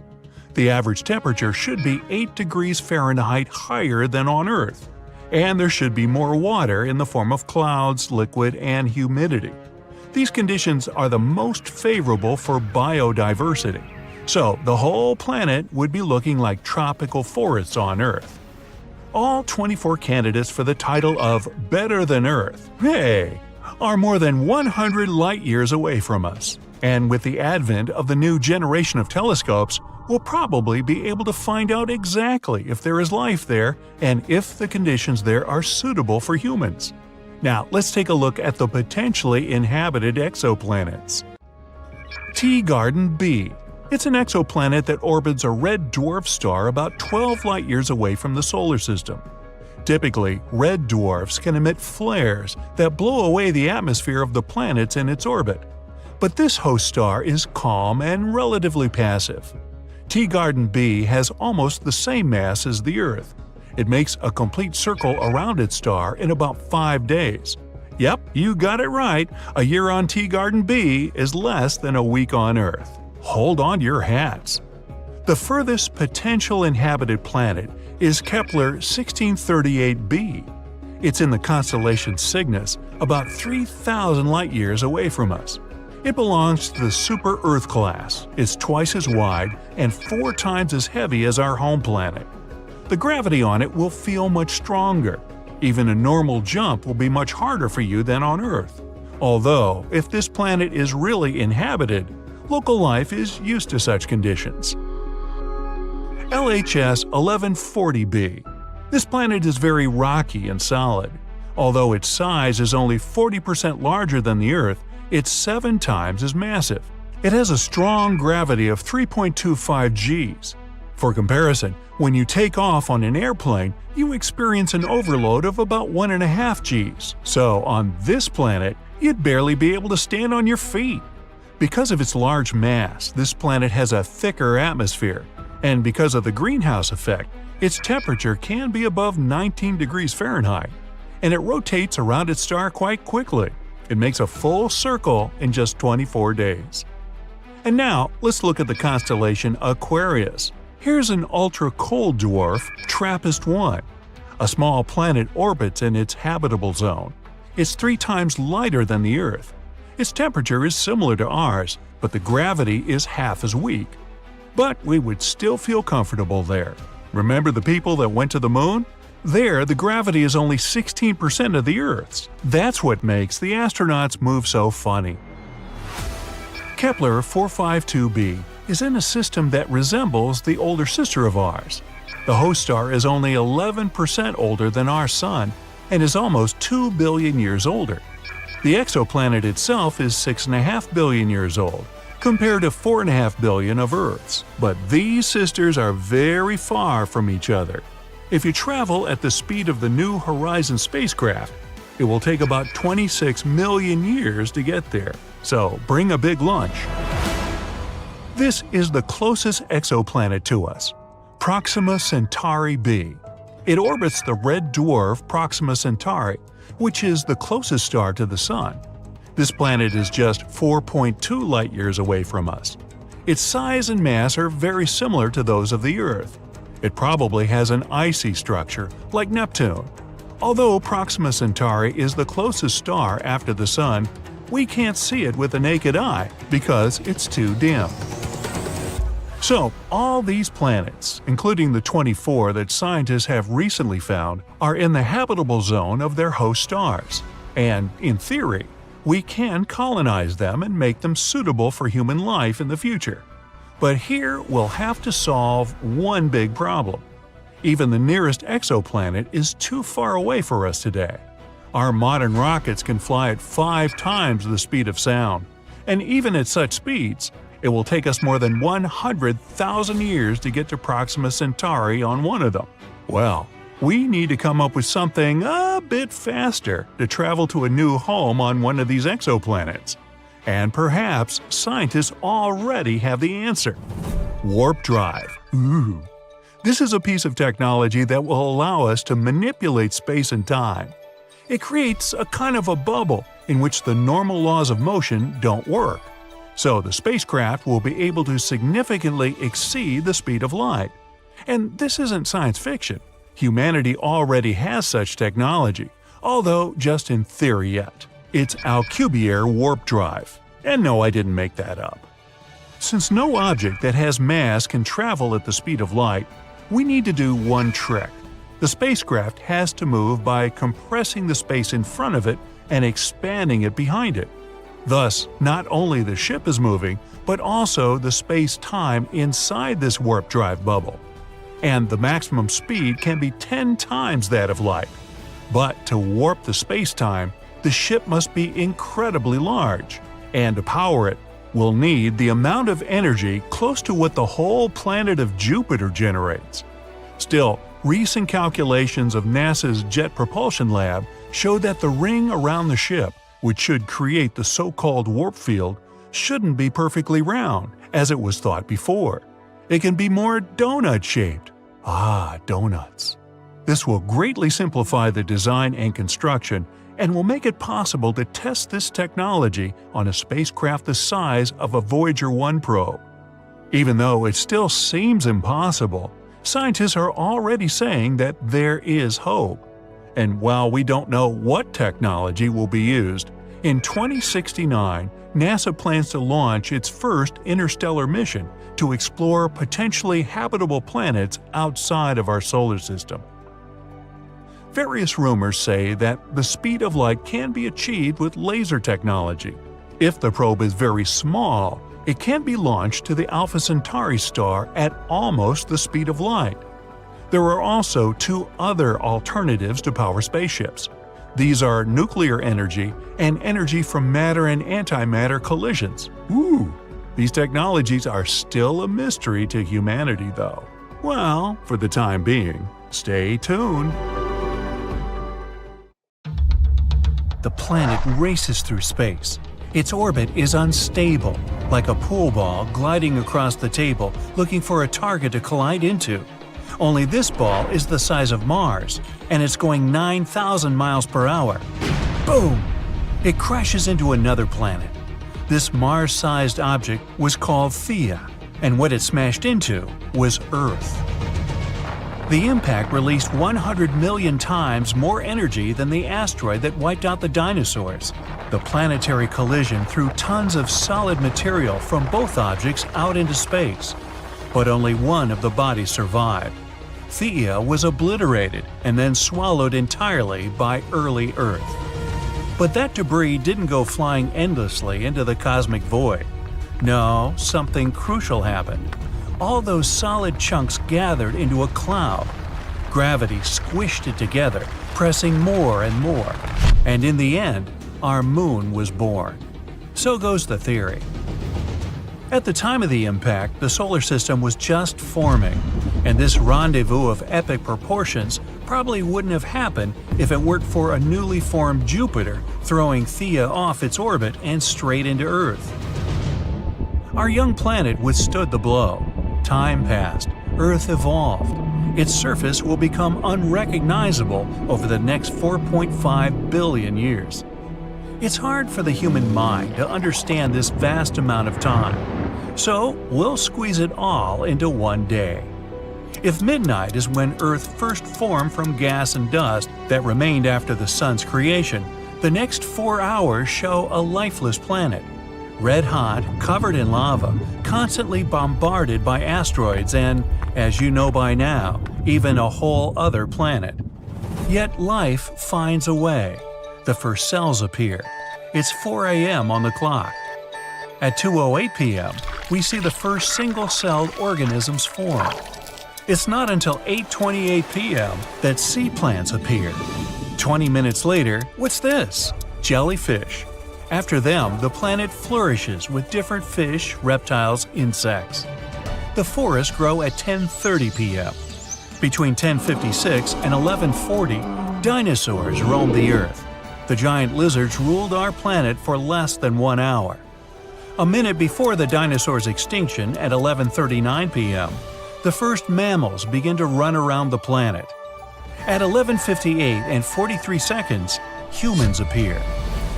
In the cosmic scale of things, we've only ruled this planet for 1 minute and 17 seconds. So here's the main question baffling scientists. Why didn't life on Earth ever stop? It had every chance to cease. Why didn't our planet become like Venus or Mars? They both once had an atmosphere and oceans. Today, they're lifeless deserts. Forget about complex scientific concepts and theories of the universe's structure. Our little rock and all its inhabitants are just incredibly lucky. Professor Toby Tyrrell at the University of Southampton used computer programs and climate simulations to solve the puzzle of why asteroid collisions and ice ages didn't turn our little rock into a lifeless wasteland. The research team took not 10, 100, or 1,000 virtual planets similar to Earth. They used 100,000 for the experiment. And every single one of those 100,000 were simulated 100 times. They exposed these virtual planets to different phenomena. They were bombarded by asteroids, frozen, exposed to epic eruptions of supervolcanoes that blacken the skies and block the surface from the sun's rays. Just 9%, or 8,700 of them, were successful one time in 100 simulations. Of that group, 4,500 planets remain inhabited 10 times. Only on one planet out of 100,000, life didn't stop all 100 times. If life is a lottery, Earth got extremely lucky. In 2009, the unique Kepler telescope was launched into space. Its task? Search one patch of the night sky, or 150,000 stars, for rocky Earth-like planets. Over 9 years in service, it ended up surveying more than 500,000 stars. In all that time, with all those observations over nearly a decade, Kepler discovered 2,600 possible Earth-like planets. The weird thing is, most of them are a type you can't find in our own solar system. They're something between the size of Earth and Neptune. But back to the real Earth. If you go far from the city and look up at the sky, you'll see an ocean of stars. If you're lucky and it's a clear night, with an unaided eye, you could count a maximum of 2,500 points of light. Yet, there are at least 100 billion stars in the Milky Way. Some estimates put the numbers of stars in the Milky Way up to 400 billion. So, where's this giant range coming from? Well, counting stars isn't exactly an easy job. Scientists obviously don't number each one individually, 1, 2, 3, and so on. You know how long it takes to count just 1 billion? Over 100 years. Now, multiply that by 400. Instead, they look at small patches of space and use some complex scientific formulas to make educated guesses of how many stars there are in total. You can do a similar experiment yourself. Imagine a bucket filled with 10 pounds of rock, sand, soil, and other items. Your job? Understand how many rocks are in that mix. We'll count only those rocks that are visible to us from above. Get a rough estimate of their volume and weight, what percentage of the total we can see, and with some calculation, you can get a number. Is it exact? Nah. Why? Because you can't know if the rocks in the bucket are spread evenly throughout, or if they're all about the same size throughout. What if the ones at the bottom, if there are any, are bigger or smaller than your sample view? They could have completely different weights and volumes. That bucket is our Milky Way galaxy, and the rocks you are counting are stars. The point? Scientists can't know for sure how many stars there really are. Maybe 100 billion, or perhaps 4 times that. Of those, 4 billion are like our Sun. With our own galaxy, the most accepted estimate for planets that could potentially support life is 300 million. Though, as the tradition of scientific inexactness goes, that number could be up to 5 billion or more. Either way, lots of real estate to choose from. And that's just the Milky Way. But get this, it's just one of 200 billion galaxies in the observable universe. The most recent research puts that number 10 times higher, something like trillions of galaxies in space. And we've only studied less than 10% of them. As for how many stars there are in the universe, scientists put it at 1 septillion. That's 1 followed by 24 zeros. Again, it's all estimates because we can't know for sure. So far, one thing is clear. Our Earth is the only place in the universe that we know of where there's life. And this planet has done everything it can to change that. Over the past 540 million years, more than 20 major extinction events have occurred. The last one was 66 million years ago. Yep, it was the one that took out the dinosaurs, and 75% of all life on this planet for that matter. An object 7 miles across in diameter smashed into our planet. It was going 120 times faster than the fastest car today. Over 900,000 miles all around the impact site, everything caught fire. A huge tsunami swept across the world's oceans. Billions of tons of dust and sulfur rose into the sky and blocked the sun's warm rays. A global cooling came to Earth. A little over 200 million years ago, there was a lesser-known extinction event that wiped out half of all life on the planet. Most likely volcanoes or an asteroid strike are to blame. Other theories say the movement of tectonic plates triggered another ice age. At that time, huge crocodiles ruled the Earth. They disappeared and new animals entered the arena of history, dinosaurs. But the worst this planet has ever seen was the Permian-Triassic event about 250 million years ago. 80% of marine life, 70% of land animals and plants, all gone. Volcanoes spewed out a colossal amount of lava where modern-day Siberia is, but it affected the entire planet. Around 445 million years ago, the dominant life form on our planet was marine invertebrates. There was only one continent, Gondwana, and plants were just starting to flourish on land. But something happened that took out 75 to 85% of all living organisms. It could have been an ice age, rising temperatures, or a more daring theory. Some think it could have been a huge star exploding 6,000 light-years from Earth. It launched a jet-like gamma-ray burst that ripped across space, and poor little Earth happened to be in its path. It burned off the ozone layer instantly. Yeah, we kinda need that thing to protect us.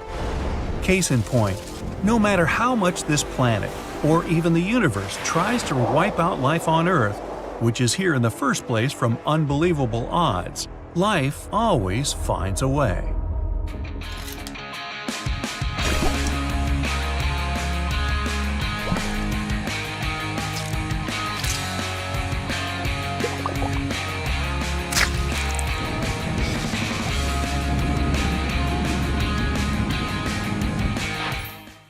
Let's cut the Earth in half. You can see all of its layers. Here's the inner core. It's about 40 times hotter than the inside of your oven. That's the mantle, an ocean of hot lava. Here comes the crust of the Earth, the solid surface on which our civilization lives. But if you look up, there are many layers besides the atmosphere and the ozone layer.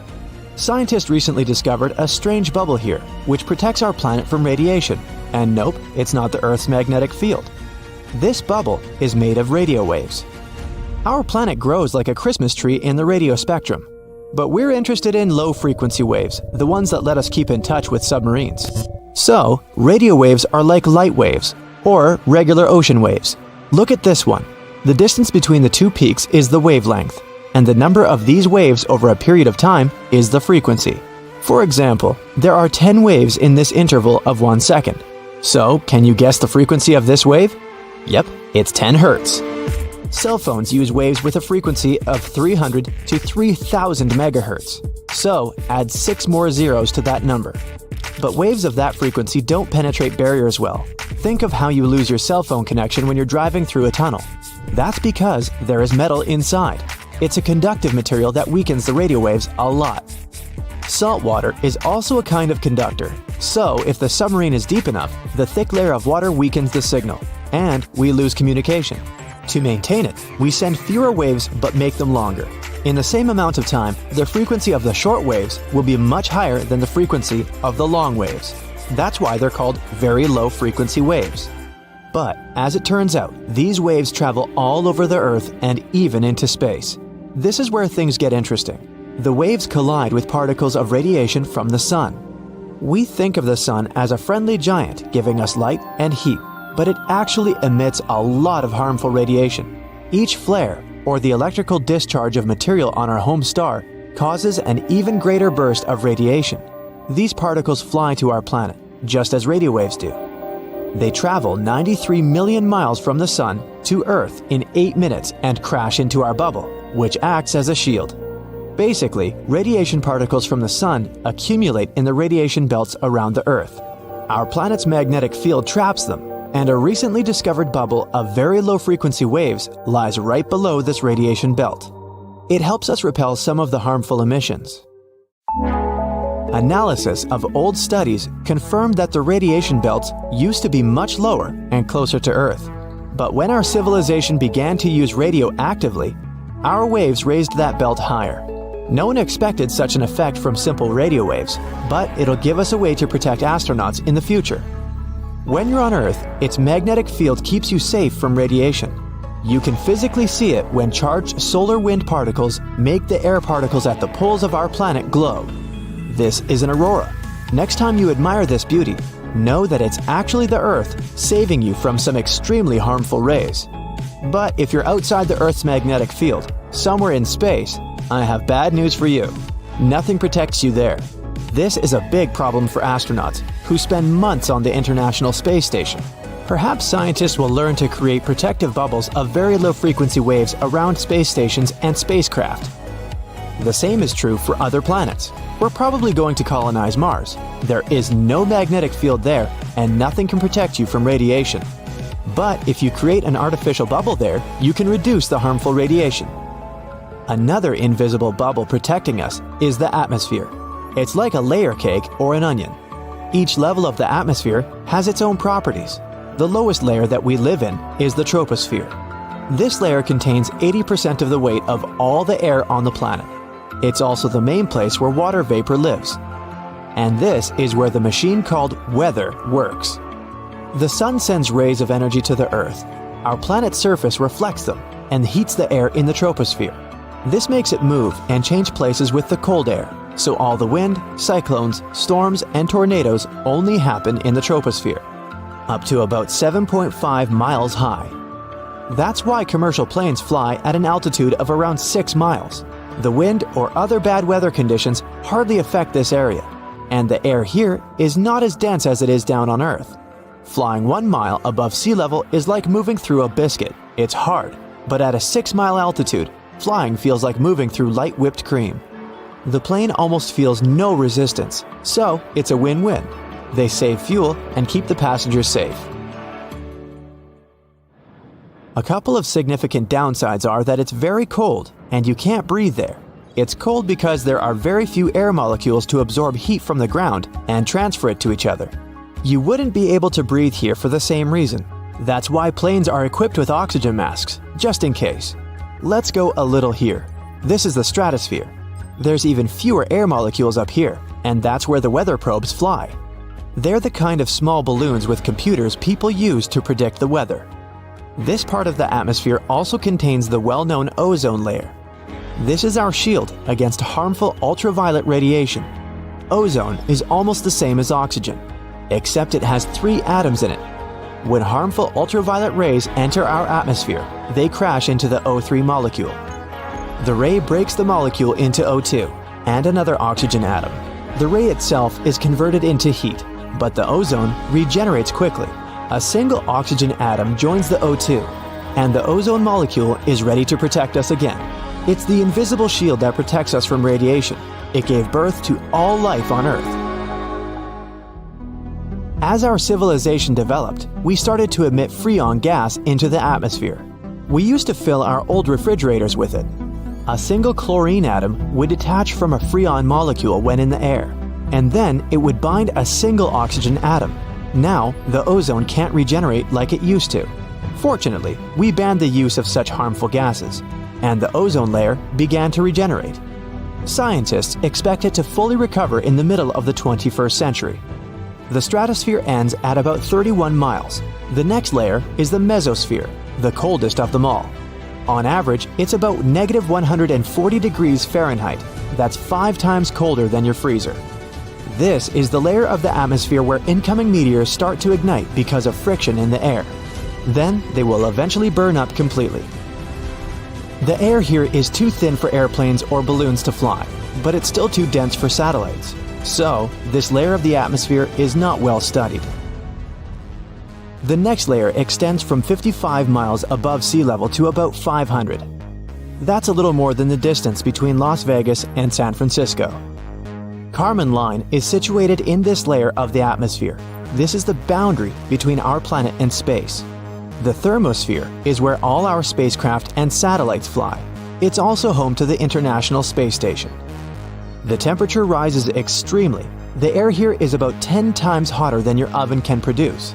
It's all due to solar activity. But you would never be able to feel this heat. The air molecules that carry the heat here are so small that you would literally float between them. Imagine a giant pool with only 3 drops of water. That's the thermosphere. And the highest layer of our atmosphere is the exosphere. This is the widest layer of our air bubble. Scientists believe its boundaries are about halfway to the Moon at 120,000 miles. This is the point where the pressure of solar radiation begins to exceed the Earth's gravity. It's still part of our atmosphere. This means that astronauts who went on various space missions and have been on the ISS have actually never left the Earth's atmosphere.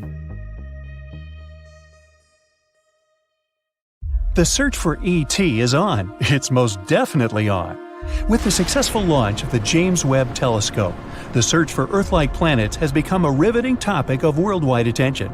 Apart from the James Webb Telescope, other tools are being used to find good Earth-like candidates. The TESS satellite and the Kepler telescope are at the forefront of searching for other Earths. After we first clear the air of a few pesky philosophical questions, we'll take a close look at these two searches and what the James Webb Telescope hopes to find. So, why are we searching for Earth-like planets? Well, because we can. Incredible advances in Earth-bound telescope technology have enabled ultra-precise observations of starlight, which led to the earliest discovery of exoplanets. As planets go around stars, there's a gravitational interaction between the planet and the star. They pull each other. The planet's pull upon the star will cause the starlight to wobble back and forth ever so slightly as the planet or planets orbit the star. This has always been the case, but the wobble of the starlight was never able to be detected, because starlight always twinkles. You know, twinkle, twinkle, etc. Adaptive optics inside telescopes is the technological breakthrough that first enabled astronomers to find exoplanets by taking the twinkle out of starlight. Mechanical springs on the underside of telescope mirrors bend the mirrors ever so slightly to neutralize the distortion, the twinkle, caused by starlight passing through Earth's atmosphere. Without the glimmer of starlight, the slight wobble caused by planets pulling gravitationally on the stars is observable. The bigger the wobble, the more planets. It's called the astrometric method of exoplanet detection. Isn't that a mouthful? Whole star systems and literally thousands of exoplanets were inferred to exist around nearby stars by analyzing the wobbly patterns of starlight. But the planets themselves could not be seen. Suddenly, our solar system was not unique anymore. Astronomers got giddy over the inescapable conclusion that probably every star had planets. It became impossible not to ask the poignant question, is the Earth unique, or are there other Earths? What's the big deal about finding Earth-like planets anyways? Well, considering all the financial resources the developed countries are spending on finding Earth-like planets, it can be said without a doubt that it's definitely a big deal. Including the launched James Webb Telescope, which cost $10 billion, the Kepler Space Telescope, which cost $550 million, and the TESS satellite, which cost $200 million. The investment in finding Earth-like planets is certainly eyebrow-raising. Now, if you keep in mind that these costs are just for the hardware, and to get a sketch of the full magnitude of the search, you must also include the salaries of a team of data miners, PhD analysts, and postgrads all across the globe in universities, national space agencies, and private institutions. We will conclude that finding another Earth is truly an immense undertaking. Now, suppose we find one. Then Earth is not alone anymore. It's not that we can actually go to any of these planets anytime soon. Interstellar travel requires some breakthroughs in physics and technology, and, well, we aren't there yet. But knowing that there are planets out there in the Milky Way that are like Earth in all the essential respects, like liquid water, oxygen, and habitability, will make space less foreboding, more welcoming, more exciting to study and explore. It may also give us some more pride in our home planet and make us all better Earthlings. The triple mission looking for other Earths, the Kepler telescope, the TESS satellite, and the James Webb telescope use distinct approaches to find exoplanets. And the synonym TESS tells us what that method is. The T stands for transiting, and that's the key to the whole exoplanet search. E stands for, you guessed it, exoplanets, the target of the excellent investigation of another Earth. S stands for survey, because TESS looks at hundreds of thousands of nearby stars. And S stands for satellite, because TESS is orbiting Earth, unlike the James Webb Space Telescope, which will orbit the Sun. When a planet passes in front of a star, that is called a transit. The planet will block some of the light coming from the star. This decrease or dimming of the star can be measured. The dimming of starlight tells lots of things about the planet. By knowing how bright the star is and how much the star's light was dimmed by a transition in front of the star, we can tell how giant the planet is or how close it is, but we won't know which. Is it big or is it close? Until the planet's orbit is also timed. It means our TESS satellite must take long-duration videos of the stars. Ooh, video of the stars. Hollywood should like that. The TESS satellite doesn't have a telescope. It uses 4 CCD cameras to stream live long-duration videos of as many stars as possible, hundreds of thousands of stars. Why so many? Well, because for a transit of a planet to be observed, it must pass directly between the TESS satellite's cameras and the star. If the planet is not on the exact line-of-sight angle between the star and TESS's cameras, it cannot be seen because it will not cut off any starlights. Planetary transits are rare. For example, Venus passes across Earth's view of the Sun only every couple hundred years, yet TESS's cameras are seeing many planetary transits among the hundreds of thousands of stars it takes streaming long-duration videos of, and you know what that means. It means there must be hundreds or thousands of times more planets than are observed by the transiting method. It is, therefore, an inescapable conclusion that every star has planets. Planets are everywhere. And now, the James Webb Space Telescope, with its giant 21-foot, 4-inch wide mirror, is entering the search. It is a technological marvel, a wonder of the modern world, a miracle of advanced engineering. Anticipation is reaching a fever pitch. But with the heightened anticipation comes an almost equal amount of trepidation. And some things can still go wrong before the James Webb Space Telescope returns its first pictures. After the Hubble Space Telescope, for example, was launched in 1990, a repair mission had to be launched in 1993.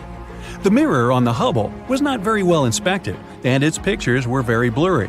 Astronauts had to go up and execute a spectacular spacewalk to fix the mirror. After the fix, the pictures Hubble sent back were more precise than it was ever designed for. This is how an improved model appeared. That cannot happen with the James Webb Telescope. The Hubble orbits the Earth and is accessible to astronauts. The James Webb Space Telescope orbits the Sun and is well beyond the Moon, out of the reach of astronauts, because there is no spacecraft equipped to carry him there. It cannot be manually fixed if something goes wrong. Adding to the challenges, the James Webb Space Telescope has only one onboard camera to inspect any damage it may suffer or mechanical malfunctions that might develop in the harsh environment of interplanetary space. Any remote fixes will need to be done blind from Earth. The James Webb Space Telescope is now fully deployed. The 18 mirror segments will need to be aligned to produce a single image. This critically important process will take several months to complete once the telescope is fully deployed. 70 of the first 286 observation assignments of the telescope target exoplanets. Using data from previous exoplanet searches, it will not have to waste time searching for exoplanets. Their locations and orbits are already known. The James Webb Telescope will go right after them. The James Webb Space Telescope is not an optical telescope in the same sense as the Hubble Space Telescope or any ordinary telescope that sees visible light. It sees infrared light. The pictures of planets are expected to be bright dots, somewhat fuzzy if they have atmospheres. The spectra of the planets will yield the most information about the exoplanet. Any gases around an exoplanet will absorb some starlight as the starlight passes through the planet's atmospheres. Suppose there is methane in the planet's atmosphere, oxygen, or carbon dioxide, the gases that most indicate life. In that case, the James Webb Telescope will be able to pick them up by spectroscopic analysis. An entire portrait of the exoplanet can be formed from the infrared information, its temperature ranges, atmospheric content, the likelihood of liquid water, and even the probability of life. And that's a big deal. The James Webb Space Telescope has other missions to perform too. It's assigned to examine star formation and planet formation in nebula in the Milky Way. Understanding how solar systems form is part of the search for another Earth. By detecting infrared light, the James Webb Space Telescope will peer to the farthest away galaxies whose visible light gets blocked by dust and gas. These distant galaxies were formed shortly after the Big Bang. Galaxy formation is an essential mission for the James Webb Telescope. These most distant galaxies are accelerating away so fast that the light they emit is stretched below the frequency of the visible spectrum, into the infrared. The Great Telescope can see these previously invisible galaxies. We hope to learn about the mysterious dark energy that is causing the universe to expand at an ever-increasing velocity. Hope is high that the James Webb Space Telescope will significantly expand our knowledge of this amazing universe we all live in. 2022 and 2023 have been landmark years for discovering new, fascinating worlds. Last year, NASA surpassed 5,000 confirmed exoplanets. The list is incredibly diverse. It includes rocky super-Earths, gas giants like Jupiter, ice giants like Neptune, and so on. And this is just the beginning. There might be more than 1 trillion exoplanets in our galaxy alone. But the most important question is, how many of them are habitable, for us? Are there any planets on this list that could have life on them? Or that could be a future home for us? Of course there are. And in 2022-2023, we found as many as 5 of them. So buckle up and hang on for a wild ride beyond our solar system. The first planet on our list is Wolf 1069b, a boring and stodgy designation. So I'll simply nickname it Wolfie, because hey, who's going to stop me, NASA? A new study conducted by 50 starry-eyed astronomers confirmed something awesome. This exoplanet, Wolfie, which is located just 31 light-years away from us, could potentially be a rocky world. In other words, theoretically, it's a habitable planet. The team behind this discovery used a technique called radial velocity to detect the exoplanet. This is a way scientists study the movements of stars and planets. It's as if when you're playing catch with a friend, as they throw the ball to you, you can see it coming closer and closer. It's kind of like radial velocity. When a planet is moving towards us, it makes the star it orbits appear to be coming closer to us. When the planet is moving away from us, it also makes the star look more distant. Scientists can use this information to figure out what the planet is doing and how big it is. And that's how they found Wolfie. This exoplanet is estimated to be the Earth's size and about 1 1/3 times the mass of our planet. It's orbiting a red dwarf star who I'll call Wolfie's mama. But here's the real kicker. Wolfie orbits within its star's habitable zone, which means it's a prime candidate for liquid water to exist on its surface. That's like hitting the exoplanetary jackpot. Ooh, wish I had a ticket. The study estimates that if Wolfie does have an Earth-like atmosphere, temperatures could rise as high as 55 degrees Fahrenheit, which would mean liquid water could pool on the planet's day side. But here's the catch. The exoplanet is tidally locked to its star, meaning that the same side always faces the star. Just imagine, one side of the planet is always basked in the warmth of its star, while the other is in eternal darkness. Like middle school. Just kidding. The team behind the discovery believes it's a prime candidate for further studies, but we'll probably have to wait another 10 years for answers. Until then, we'll just have to keep searching the skies with our telescopes and crossed fingers.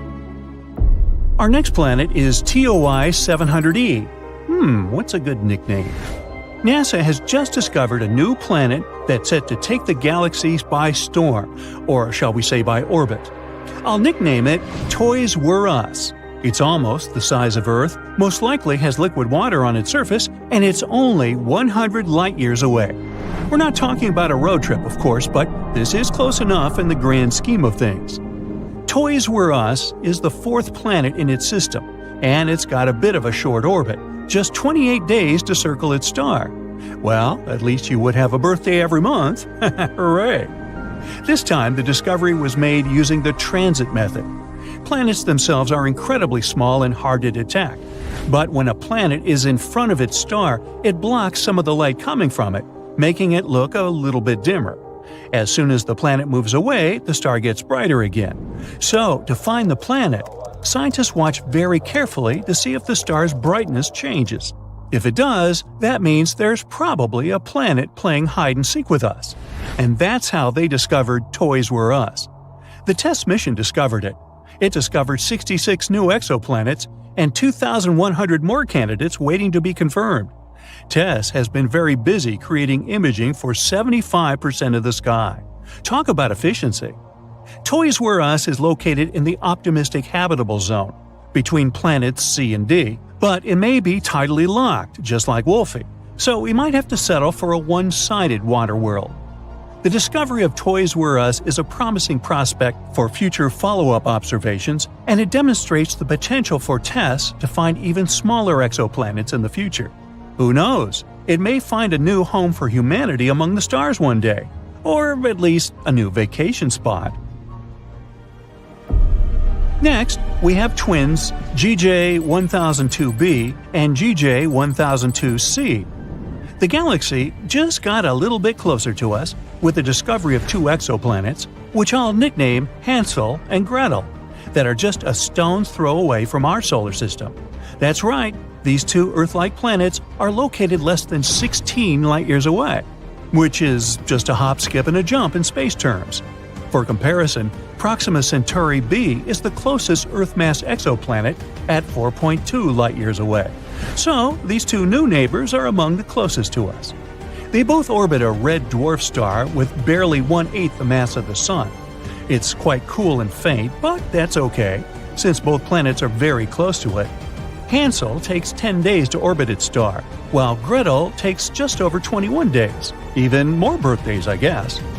The discovery was made by an international scientific team and was no small feat. The team had to work together with two instruments, espresso and Carmini's. The result? A cafe latte. Nah. What they got were measurements so accurate, you could practically count the number of craters on the planet's surfaces. The big deal is, the planets are located in the habitable zone of their star and are just the right size, making them excellent candidates for future atmospheric studies. The lead author says, "Nature seems bent on showing us that Earth-like planets are very common. With these two, we now know 7 in planetary systems quite near to the Sun." Who knew our neighbors could be so friendly? In conclusion, the discovery of Hansel and Gretel is a giant leap for humankind. So let's all raise a glass of H2O, or whatever they drink on exoplanets, and celebrate it. The last planet on our list is LP 890-9c, which I'll call Bob. This super-Earth, located about 98 light-years away, is roughly 40% larger than our home planet. Moreover, it has a twin, which I'll nickname Ray, which is up to 75% larger than Earth. More space is always good, right? The two planets orbit around the red dwarf star. Unfortunately, Ray is quite hot to the touch, with an estimated temperature of 253 degrees Fahrenheit, so don't touch. Its sibling, Bob, is located in the habitable zone of its star, making it a prime candidate for the potential of life. But let's remember that the actual temperature of the planets depends on their atmospheres. It's possible that Bob, being the outermost planet, has a runaway greenhouse effect, making it more like Venus than Earth. So it might be too hot to be habitable at all. But let's not lose hope yet. The James Webb Space Telescope, launched in December 2021, is on the case.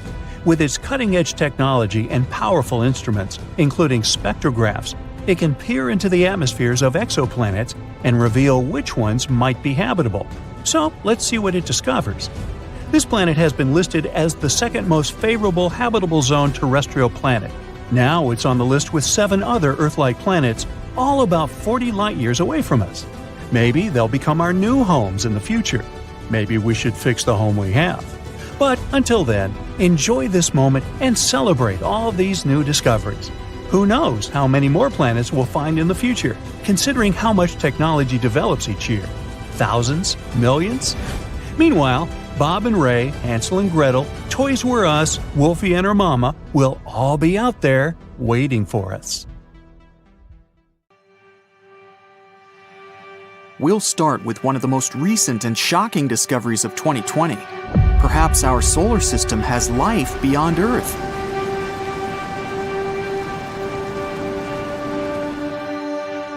This is Venus, the second planet from the Sun and the sister of our home planet. It's called so because it has a similar size and mass, but the conditions on it are simply terrible. The temperature on its surface reaches 890 degrees Fahrenheit because of the greenhouse effect, and the atmospheric pressure on it is as strong as if you were 3,000 feet underwater. But in this hostile world, there can actually be life. For many years, there have been discussions on this subject. In 2007, scientists discovered there once had been an ocean on Venus. That is, in the distant past, there could have been some form of life. But in the fall of 2020, there was an epic argument in which scientists tried to find out whether life on Venus exists right now. In September, the discovery of a new life marker on Venus was announced. The ALMA telescope in the Atacama Desert found phosphine gas above the planet, and the amount of this gas suggested that it may have been produced by certain microorganisms. But already in October, the data was analyzed again, and the new results indicate it was an error. So today, we consider Venus to be uninhabited once more. But who knows? Maybe soon we'll get new data, and new disputes will arise in scientific circles. And while some scientists are scratching their heads and still concentrating on Venus, others have looked into distant space and discovered 24 planets on which life can exist. And on all of them, living conditions are much better than on Earth. Such planets are called superhabitable. These superplanets must be 1.3 times larger than the Earth and twice as massive. Thus, they will have stronger gravity and, as a consequence, a denser and warmer atmosphere. So, the climate on superhabitable planets must be similar to the tropical climate on Earth. This will ensure the maximum diversity of living organisms. The host star of such a planet must be a red dwarf. They're much smaller than the Sun and not so bright, but their lifespan can reach 70 billion years. For comparison, the lifespan of the Sun is 7 times shorter, and it's already past half of it. Slow and steady wins the race. It will give enough time for potential life to develop and evolve. And here's a suitable planet for the title of superhabitable, Kepler 1649c. In 2020, it was named the most similar planet to Earth. It's only 6% larger than our home world. It orbits a red dwarf, a quarter the size of our Sun. The planet is in the habitable zone of the star and makes a complete circle around it in 19.5 days. The climate on Kepler remains a mystery. It's known to receive about 75% of the light we get from the Sun. So the temperature on its surface may be close to Earth's, but we still don't know the composition of the atmosphere and other necessary conditions for life to appear there. The next discovery is one of the most amazing spectacles ever seen by humanity. It's the collision of a star with a black hole. In September 2019, scientists began watching how, for 6 months, a sun-like star was being spaghettified. Light from this event traveled 215 million light-years, and we saw a star about 860,000 miles wide slurped up by a black hole. This black disk is so heavy that it has incredibly strong gravity. Nothing can leave its gravitational field. And now we see a star slowly approaching it. First, the glowing light layers of the star begin to stretch towards the black hole. It looks as if the star is simply unrolling like a ball of thread. Then we see this hot plasma lingering at the edges of the black hole. And it may seem these particles are now orbiting it, but it's just an illusion. This ring of light is called the event horizon. The black hole curves not only space, but time as well. This close to it, time slows down. To the observer, it looks as if the light near the edge of the black disk has almost stopped. But in fact, it has long been absorbed by the dark abyss. When a black hole eats a certain amount of star material, it starts spitting it out. Powerful beams of energy are ejected at speeds of over 6,000 miles per second. This is the light that attracted scientists' attention. In the end, the black hole has completely absorbed about half of the star and spit out the other half into space. And even though we watched this process for only a couple of minutes, it was happening for 6 months. And here is one of the youngest planetary systems that humanity has ever observed, AU Microscopii. It's so young, there's still a disk around it from the debris this system was made of. But this time, we don't even hope to find life here. The host star of this exoplanet continually emits radiation flares that would wipe out any form of life from the planet's surface. The planet that orbits this dangerous star is called AU Mc-B, and it's just a newborn baby by astronomical standards. It's so close to its star that it makes a complete circle around it in 8.5 days. The age of this planet is only 12 million years, so at the time AU Mc-B was born, mastodons walked on the surface of our planet, and meadows and savannas were covering the Earth's face. So you and I can consider ourselves old-timers, because the age of the Earth is almost 4.5 billion years. The next discovery took place in early 2020, and it's very similar to a landscape from science fiction. It's a planet with 2 suns. Well, more precisely, it doesn't orbit around a single star, as we are used to in our solar system, but around a binary star system, TOI 1338. The first big star is like the Sun. The other is a red dwarf, which is 3 times smaller. These stars completely circle each other in a little over 14 days. The planet that orbits these stars is the size of Saturn, which is much larger than the Earth. Although the sunsets and sunrises there look incredibly beautiful, this planet is unlikely to be suitable for any form of life. It's outside the habitable zone of its host stars, so it probably doesn't have liquid water. Mysterious radio signals from outer space have also been received in 2020. We're talking about fast radio bursts. Scientists recorded such signals before, but recently they have managed to prove that they are repeated after a certain period of time. The new data have forced the scientists to come up with a very bold theory that their source may be a magnetar. A magnetar is a neutron star that is small and has a huge mass compared to ordinary stars like the Sun.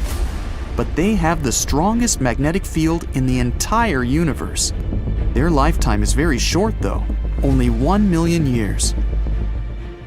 But what baffled scientists the most this year was discovering that the moon is rusting.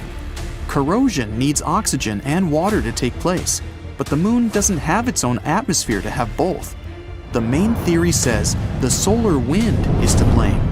It moves at great speed and scrapes oxygen from the upper layers of the Earth's atmosphere.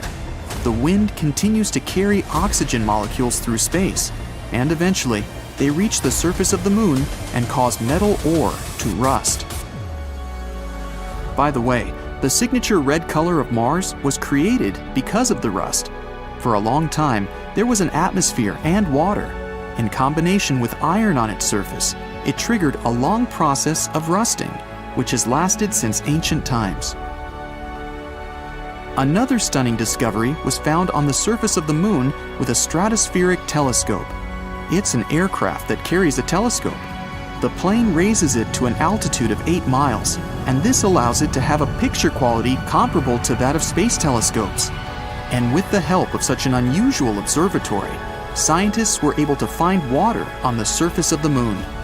Water molecules were found in one of the largest craters on the visible side of the satellite. But the number of water molecules is still extremely small there. The Sahara Desert has about 100 times more water than the surface of the Moon.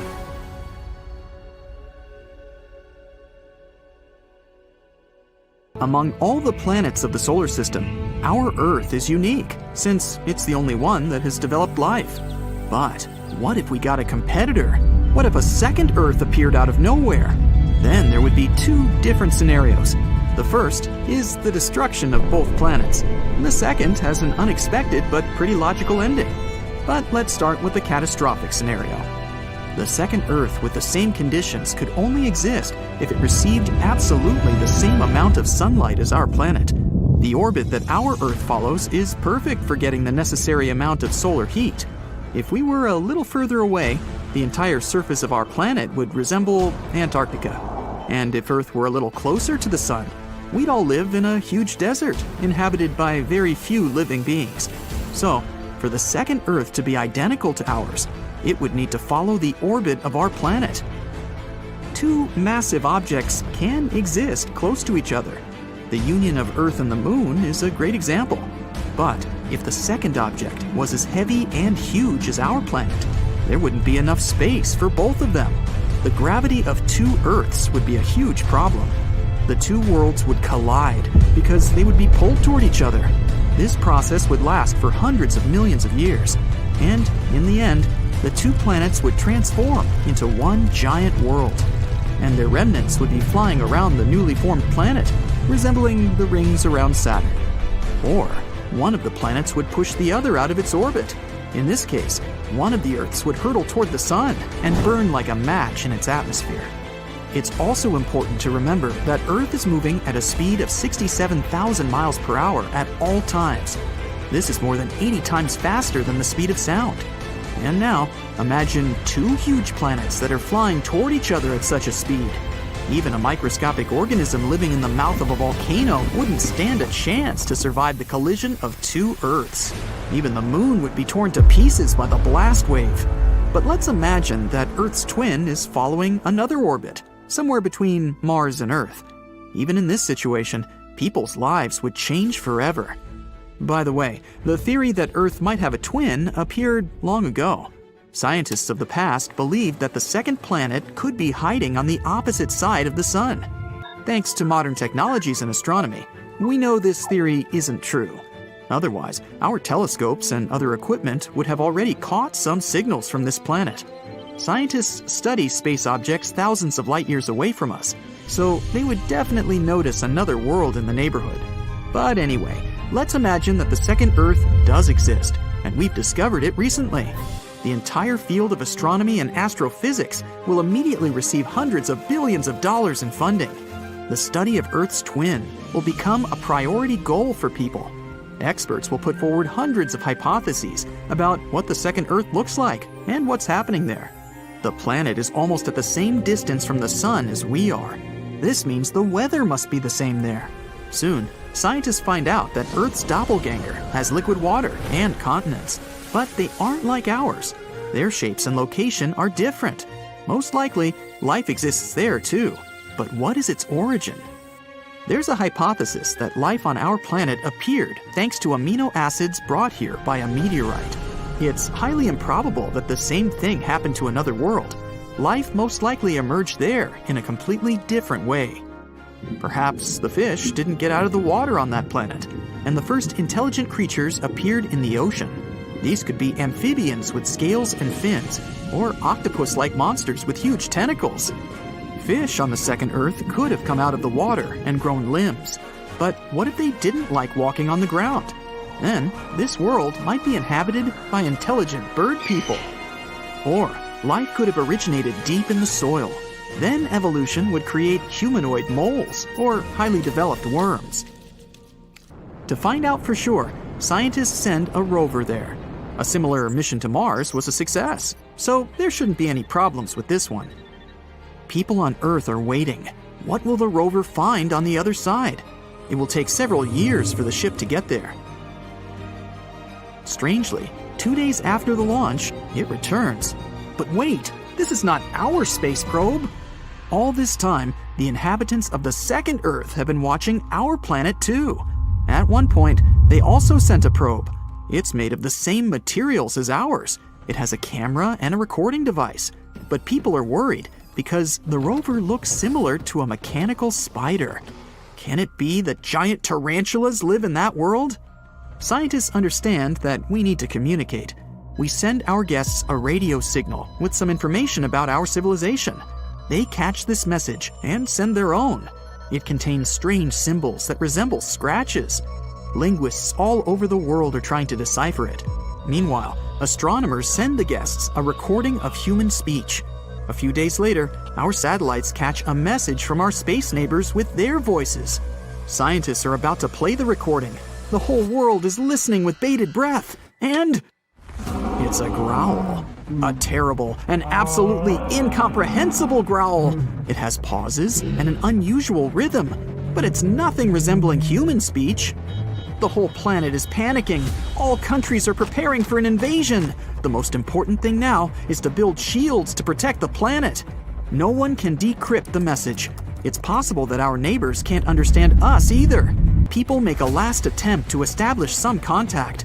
We send a video to explain to our guests with the help of gestures and signs that we only want peace and collaboration. The answer doesn't take long to wait. Our satellite receives their video file.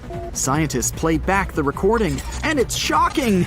We see dinosaurs in robotic suits! Life on the second Earth has been developing in the same way as on our planet. But the infamous colossal meteorite didn't fall there. Over millions of years of evolution, dinosaurs have become sentient. In the video, they're growling and pointing with their claws at the picture of our Earth. Then they start growling even more loudly, and is it laughter? The recording ends. People consider this the announcement of the invasion. Several years have passed.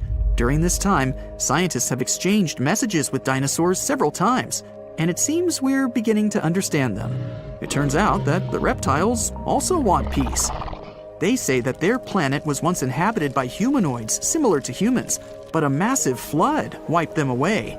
Dinosaurs managed to survive and evolve into intelligent beings. It will take many years before people set foot on their planet, and when this happens, humanity will feel relieved, realizing that we're not alone. But what if there was no intelligent life on the second Earth? People would also be happy. We would know that we'd always have another home. Perhaps we'd start exploring Earth's twin right away, or begin mining its resources to replenish ours. In any case, our lives wouldn't change immediately, because that land would be too far away from our planet. Dozens of generations would pass before people begin settling on the second Earth. Our homeland planet would be losing more and more resources, so everyone would want to move to a new world.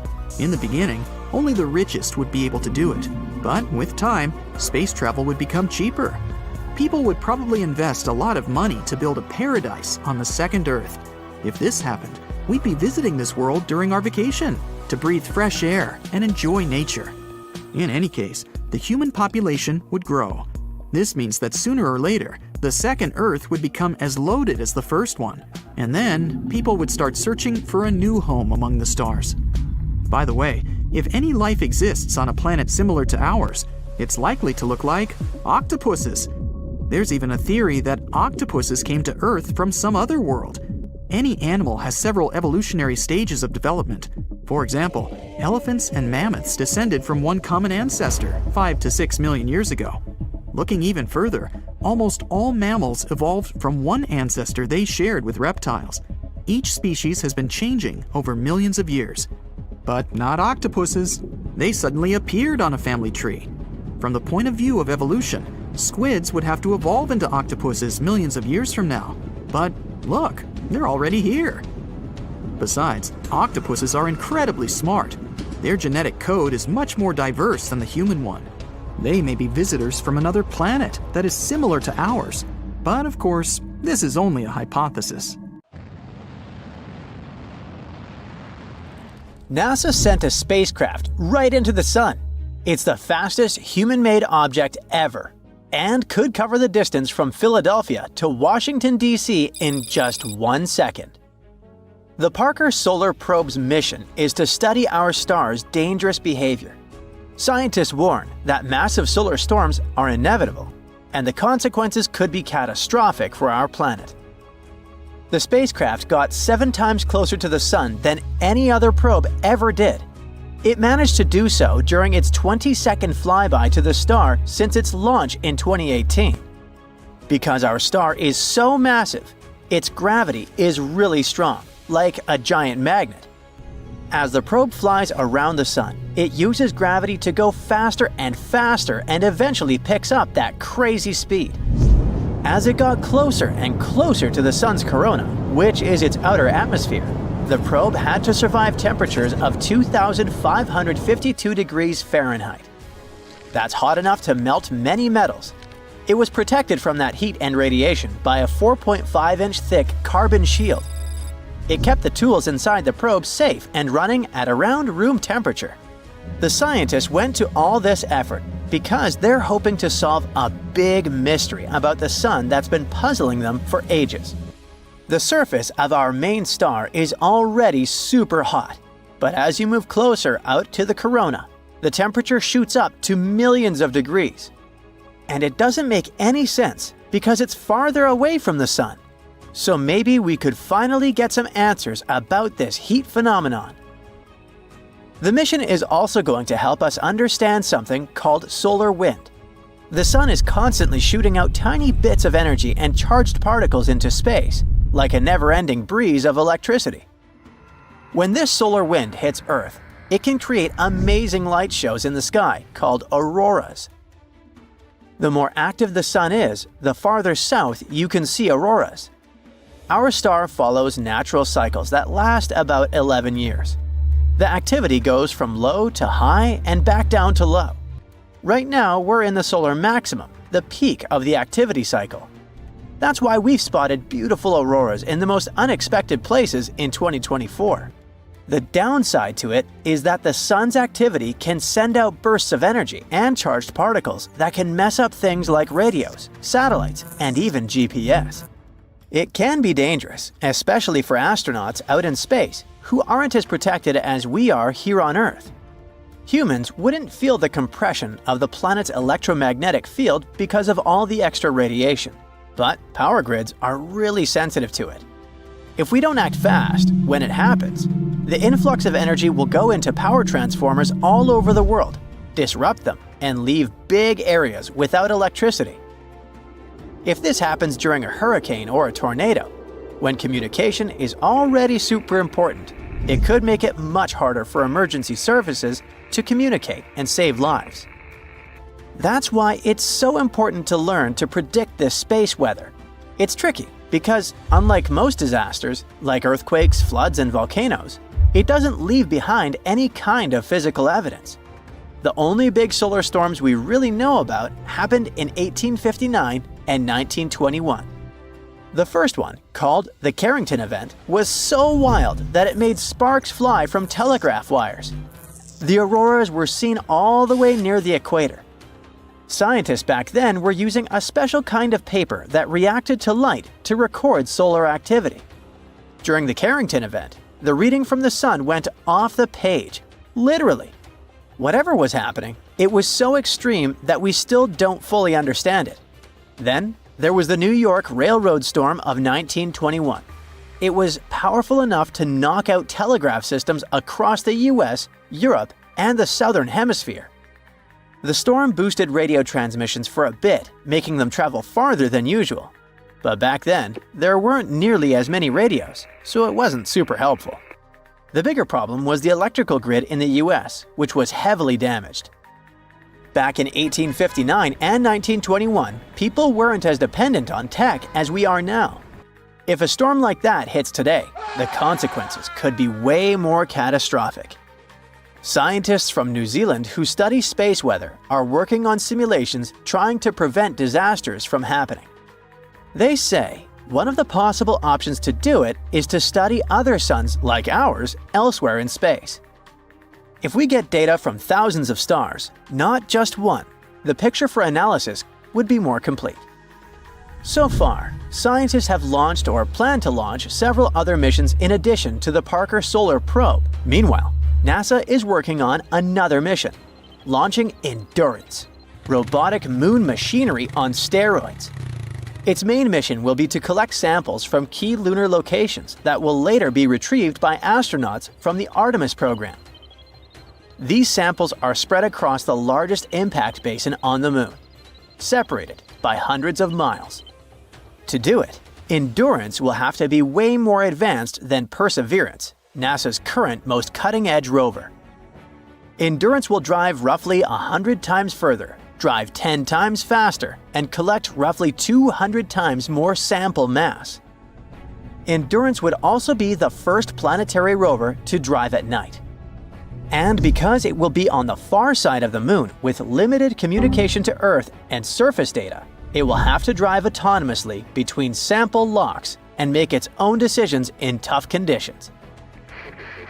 When it reaches its destination, it's going to switch to a more classic way of doing things. Scientists back on Earth will get involved directly, guiding the rover to explore the sites and collect samples. The teams on Earth will also keep an eye on how the rover is doing by monitoring its telemetry, which is the data it sends back, like its health stats. If they spot any signs that a part is wearing out or something isn't working quite right, they'll tweak the plan to keep things running smoothly. All this will cost huge amounts of money, probably way more than the Viper moon mission that was cancelled after NASA had spent around $450 million on it. While Endurance is in the planning stage, the Blue Ghost lunar lander is already on its way to the Moon. Its main mission is research. It will spend 25 days in Earth's orbit, taking measurements and waiting for the right time to fling itself to the Moon. After 4 days in transit, Blue Ghost will hang out in lunar orbit for another 16 days to collect more data. Then it will descend to one of the largest basins on the Moon and spend one lunar day there. It will measure subsurface thermal data, radiation levels, and other important data. At the end of its mission, Blue Ghost will take some final pictures of the lunar sunset. It isn't designed to return back to our planet, so when the night falls, it will do some final work and go offline for good. NASA chose the team of University of Florida aerospace engineers to work on another innovative space project. It will cost $12 million, and its goal will be to improve the way we track changes in tectonic plates and oceans on Earth from space. It will use state-of-the-art sensors that will measure even the tiniest gravitational changes. The data it gets will help scientists monitor droughts, assess groundwater reserves, and better understand changes in sea levels. They expect to launch it around 2027 aboard a SpaceX Falcon 9 rocket. So hey, take a look. This is our planet's crust, its outermost and thinnest layer.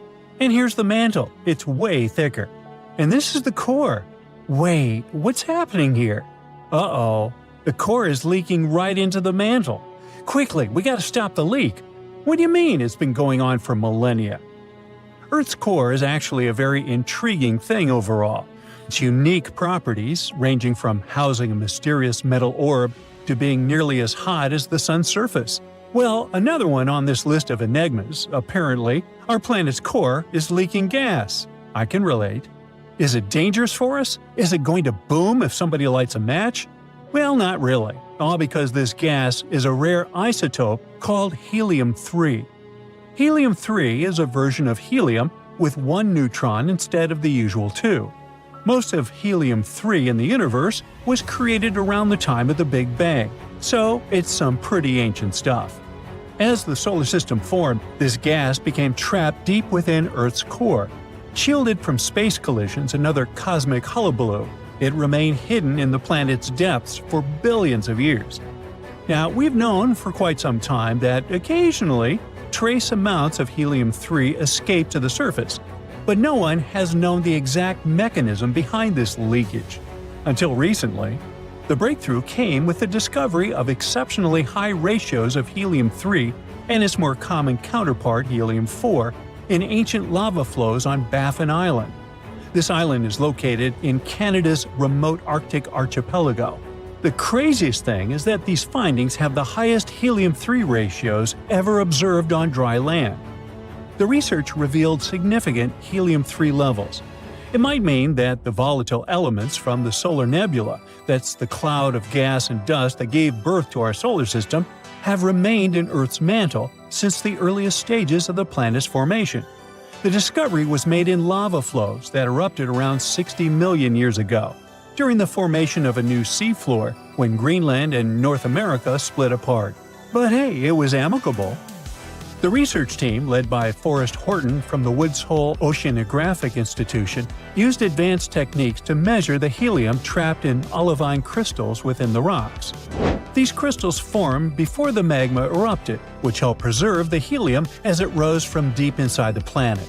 The scientists found about 10 million helium-3 atoms per gram of olivine. That's a shockingly high concentration for Earth. You see, Earth's core acts as a reservoir for helium-3, storing it since the planet's formation. Over time, small amounts of this gas escape into the mantle through processes like mantle convection. That's when the planet's rocky interior stirs and moves like boiling water. Magma plumes, which appear in the mantle and rise to the surface, carry helium-3 with them. When the magma erupts, most of the helium escapes into the atmosphere. However, some of it gets trapped in crystals within the lava. That's how scientists can later study its origin and movement. Now let's follow the journey of helium-3 in the Baffin Island rocks. It began at least 100 million years ago. Mantle plumes carrying the helium likely took tens of millions of years to reach the surface. It means helium-3 has been leaking from Earth's core for millennia. It also means that our planet most likely formed in a solar nebula containing helium-3 and other noble gases. Baffin Island is an ideal location for studying Earth's deep interior. Its volcanic rocks are remnants of ancient lava flows that erupted when the North Atlantic began to open. The researchers traveled by helicopter to the remote island, which boasts towering cliffs, icebergs, and even polar bears. Local organizations helped the team access the area and ensured their safety during the expedition. The discovery of helium-3 leaking from the core raises new questions about what other elements might be stored deep within Earth. Could it be significant amounts of other light elements, such as carbon and hydrogen? These elements are critical for life and could provide further insights into the planet's habitability and evolution. For instance, the core's lighter-than-expected density might be explained by the presence of these elements. Plus, understanding the movement of helium-3 could also help track the behavior of other gases across the core mantle boundary. But this isn't the only unexpected discovery about Earth's insides. Let's go to Turkey's Central Anatolian Plateau. There, Earth's crust seems to be slowly dripping into the planet's interior. This process, known as lithospheric dripping, is still shaping the surface geology of the region. Lithospheric dripping occurs when the lower part of Earth's crust, heated to a certain temperature, becomes viscous and begins to flow downward. Imagine a thick liquid like honey or syrup flowing into a bowl. Now you get it. Now, speaking of Earth, it's been happening over a long period of time. And as this material moves downward, it pulls the crust with it, causing the surface to sink. As a result, we see new depressions or basins. Once this gooey material detaches from the crust and sinks further into the mantle, the surface rebounds, causing the ground to rise. This cycle of sinking and rising is what creates the shifting landscape in regions like the Konya Basin in the Central Anatolian Plateau. It is the very site where geophysicists observe signs of lithospheric dripping. The research team, led by Julia Anderson from the University of Toronto, first noticed unusual patterns in satellite data, including a circular feature in the region where the ground was sinking. After examining geophysical data beneath the surface, the team identified a seismic anomaly in the upper mantle and discovered a thickened crust beneath the Konya Basin. All this points to the presence of dense material, like a result of lithospheric dripping. The team's model suggests that the Konya Basin is currently in the later stages of this process. While the surrounding central Anatolian plateau has been uplifting over the past 10 million years, the Konya Basin is sinking at a rate of about an inch per year. While this number might seem small, it is quite significant in a region that is otherwise rising. Earlier studies have shown that the central Anatolian plateau has risen for around a half-mile over the last 10 million years. It likely happened due to lithospheric dripping.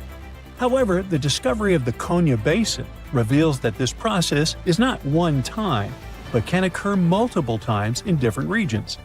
The initial drip that formed the central Anatolian plateau likely caused daughter events, which led to the formation of the Konya Basin. To validate their model, the researchers conducted a cool lab experiment. It simulated the lithospheric drip process. So they took a tank filled with a highly viscous silicone polymer, which acted as a proxy for Earth's lower mantle. They also used a mixture of modeling clay for the upper mantle and ceramic spheres and silica sand to simulate the crust. A dense seed was inserted into the upper mantle layer to initiate the drip. Over the next few days, the researchers observed that the drip descended slowly. Within 10 hours, it began to fall. By 50 hours, a secondary drip had started. The results confirmed that, even without horizontal movement in the crust, the dripping process caused the surface to sink, forming a depression similar to the Konya Basin. This experiment has shown that lithospheric dripping can cause vertical deformations even without horizontal movements. Plus, it has proven that one event can trigger more drips that can change Earth's surface.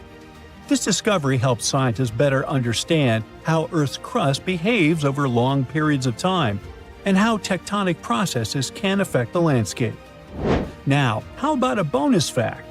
In 1692, Edmund Halley, that guy famous for Halley's Comet, suggested that Earth might be hollow. He imagined layers beneath the crust with two concentric shells and a core about the size of Mercury, all floating in glowing gas. He even went further, speculating that these inner layers could be inhabited. This wild idea inspired Jules Verne's famous novel, Journey to the Center of the Earth. Wow. It looks like a regular beach, but something sets off an alarm blaring in your head. The sand looks too red, the sun is too bright, the wind is all wrong, it's hard to breathe, and there's no water in the ocean. Well, panic not. It's normal, since you're on Mars. For the longest time, we've seen Mars as a dry, lifeless dust ball, a freezing desert where water exists only as ice or vapor. But new research suggests that billions of years ago, it was a totally different place. And instead of endless dust, it may have had something much more familiar to us: sunny, sandy beaches. Scientists from Penn State, UC Berkeley, and Guangzhou University studied radar data from China's Zhurong rover. It started to roll across Mars in 2021. While exploring the surface of the red planet, it found sloping rock formations that looked strikingly similar to the ones found on Earth's coastlines. Those are called foreshore deposits. They form when waves push sand onto a shoreline. But Zhurong wasn't just taking pretty pictures. It also had ground-penetrating radar, a tool that allowed it to scan deep below the Martian surface as it traveled 1.2 miles between May 2021 and May 2022. And it found something pretty wild: layers of sediment sloping down at a 15-degree angle. This pattern is identical to the ones left behind by waves on Earth. And this wasn't from the wind, volcanoes, or anything else. It just looked like a real beach. And that's actually a big deal. Because if there were waves and tides, there must have been a large body of water. That means Mars may have once had just the right conditions for hosting life. Even after 3.5 billion years, The formations are still incredibly similar to beaches on Earth. So there must have been a time when Mars was much more than just a dusty rock in space. After revealing this shocking news, Zhurong's radar scanned 260 feet deep into the ground, discovering sediment layers. They once formed along a path perpendicular to an ancient shoreline, the one that likely existed 4 billion years ago. At the same time, it might not be all that surprising. Back then, Mars wasn't the dry, frozen wasteland we see today. It had a thicker atmosphere, a warmer climate, and plenty of liquid water. And I'm not even talking about some tiny puddle. Beaches don't form without a massive body of water. For waves to shape the land like this, there had to be rivers flowing into a vast ocean. Powerful currents had to be moving sand around, and water had to stick around for a long time. This couldn't be just a brief wet spell. It was a period where Mars was hydrologically active for millions of years, potentially being a place where life could have thrived. This discovery gives even more weight to one theory. It has been puzzling scientists since the 1970s. That's when NASA's Viking spacecraft snapped images of what looked like a shoreline wrapping around Mars's northern hemisphere. But there was a problem. The shoreline was all over the place, with elevations varying by up to 6 miles. Wow, which is nothing like our flat, mostly consistent shorelines we see on Earth. This difference made scientists doubt that a Martian ocean ever existed. For years, scientists have been trying to crack this mystery. In 2007, they suggested that Mars' rotation actually shifted billions of years ago. As the planet's massive Tharsis volcanic region grew, the planet's spin axis tilted, warping the surface. It could explain why the shoreline is so uneven today. In other words, what once was a flat and level landscape got distorted over time. Interestingly, Mars has been dropping hints about its watery past for years. Curiosity found ancient ripples in Gale Crater. There were signs of a long-gone lake. Perseverance is currently studying a fossilized river delta in Jezero Crater. Now, with Zhurong's evidence of an ancient ocean, it all comes together. Small lakes? Check. Rivers? Check. A massive ocean covering the northern lowlands? Quite possibly. Zhurong's mission wrapped up in May 2022 after dust blocked its solar panels. But future missions could still explore those ancient shoreline deposits. Scientists might send new missions to drill deeper into the ground to retrieve samples. Or we could use better radar to map Mars' subsurface in more detail. There's a real hope to excavate those areas in the future and find even more clues about Mars' past. At the same time, NASA's Perseverance rover is already working hard in Jezero Crater collecting samples. Scientists hope that it will bring them back to Earth in the 2030s. While those won't include samples from the ancient ocean, they could still help us find out more about Mars's wetter history. For now, the discovery of ancient beaches on Mars gives us a peek into a time when the planet might have looked a lot more like Earth, with water, waves, and rivers. Now let's speak about the Perseverance rover that's still working on Mars in more detail. It has a special drill on its arm and uses it to scrape off the dust and top layers of rock, making small 2-inch wide circles in Jezero Crater. Once, one of its cameras took a close-up photo, and the image showed that the rock wasn't smooth. It was made of tiny interlocking crystals. The rover used 2 special tools to analyze the rock's chemistry. The results confirmed that the rock, named Rochette, was volcanic. It meant it formed from lava or magma, not from mud and clay, like scientists had expected from a former lakebed. Perseverance, also known as Percy, landed on Mars in February 2021, along with a small helicopter named Ingenuity. It is the most advanced rover ever sent to Mars, following in the footsteps of Curiosity, Spirit, Opportunity, and others. But Percy has a different mission. While older rovers mainly studied Martian rocks and climate, Perseverance is searching for signs of past life. Scientists chose Jezero Crater because it looks like it used to be a lake where tiny life forms could have lived. The rover drills, scrapes, and collects rock samples to study with its science tools. It also saves some samples to bring back to Earth in the future for even closer study. Perseverance has found some surprising things on Mars. Scientists studying the data it sent back have discovered that Jezero Crater has changed a lot over time. Long ago, This area had flowing lava, a lake that lasted for thousands of years, rivers that carried mud and sand, and even massive floods that brought in rocks from far away. It means that Jezero's history is more active and unpredictable than scientists expected. This definitely made it harder to find the sedimentary rocks they were looking for. But it has also revealed new places where ancient life might have existed. Another exciting discovery is that every rock Perseverance has studied so far contains carbon-based materials, the same stuff that life on Earth is built from. NASA's Perseverance rover also carries a special tool called MOXIE, which has managed to make oxygen from the carbon dioxide in Mars' atmosphere for the first time. Over 16 test runs, MOXIE produced about 4 ounces of oxygen. That's enough to keep an astronaut breathing for about 4 hours. It worked even better than expected, making up to 0.42 ounces of oxygen per hour. After running successfully for 2 years, MOXIE completed its final test in September 2023. It brings us one step closer to sending humans to Mars in the future. In any case, back to the discovery of ancient shorelines on Mars. This finding might help us see the red planet with new eyes. Water might have been flowing across its surface for tens of millions of years, carving out lakes, rivers, and even a vast ocean. What else have we misunderstood? Did Martian dinos stroll across the vast green valleys of the planet? Or were those bizarre marine creatures the likes of which we can't even imagine? Well, we don't know yet, but one thing is very likely. Mars had an era of warmth, water, and maybe life. It was supposed to be an easy 8-day-long mission. 2 NASA astronauts couldn't even imagine they would get stranded in space for at least 9 months. Their task was to test a brand new spacecraft, Starliner. They were hoping to return it to Earth as soon as possible so engineers could check it out and send it on a new flight.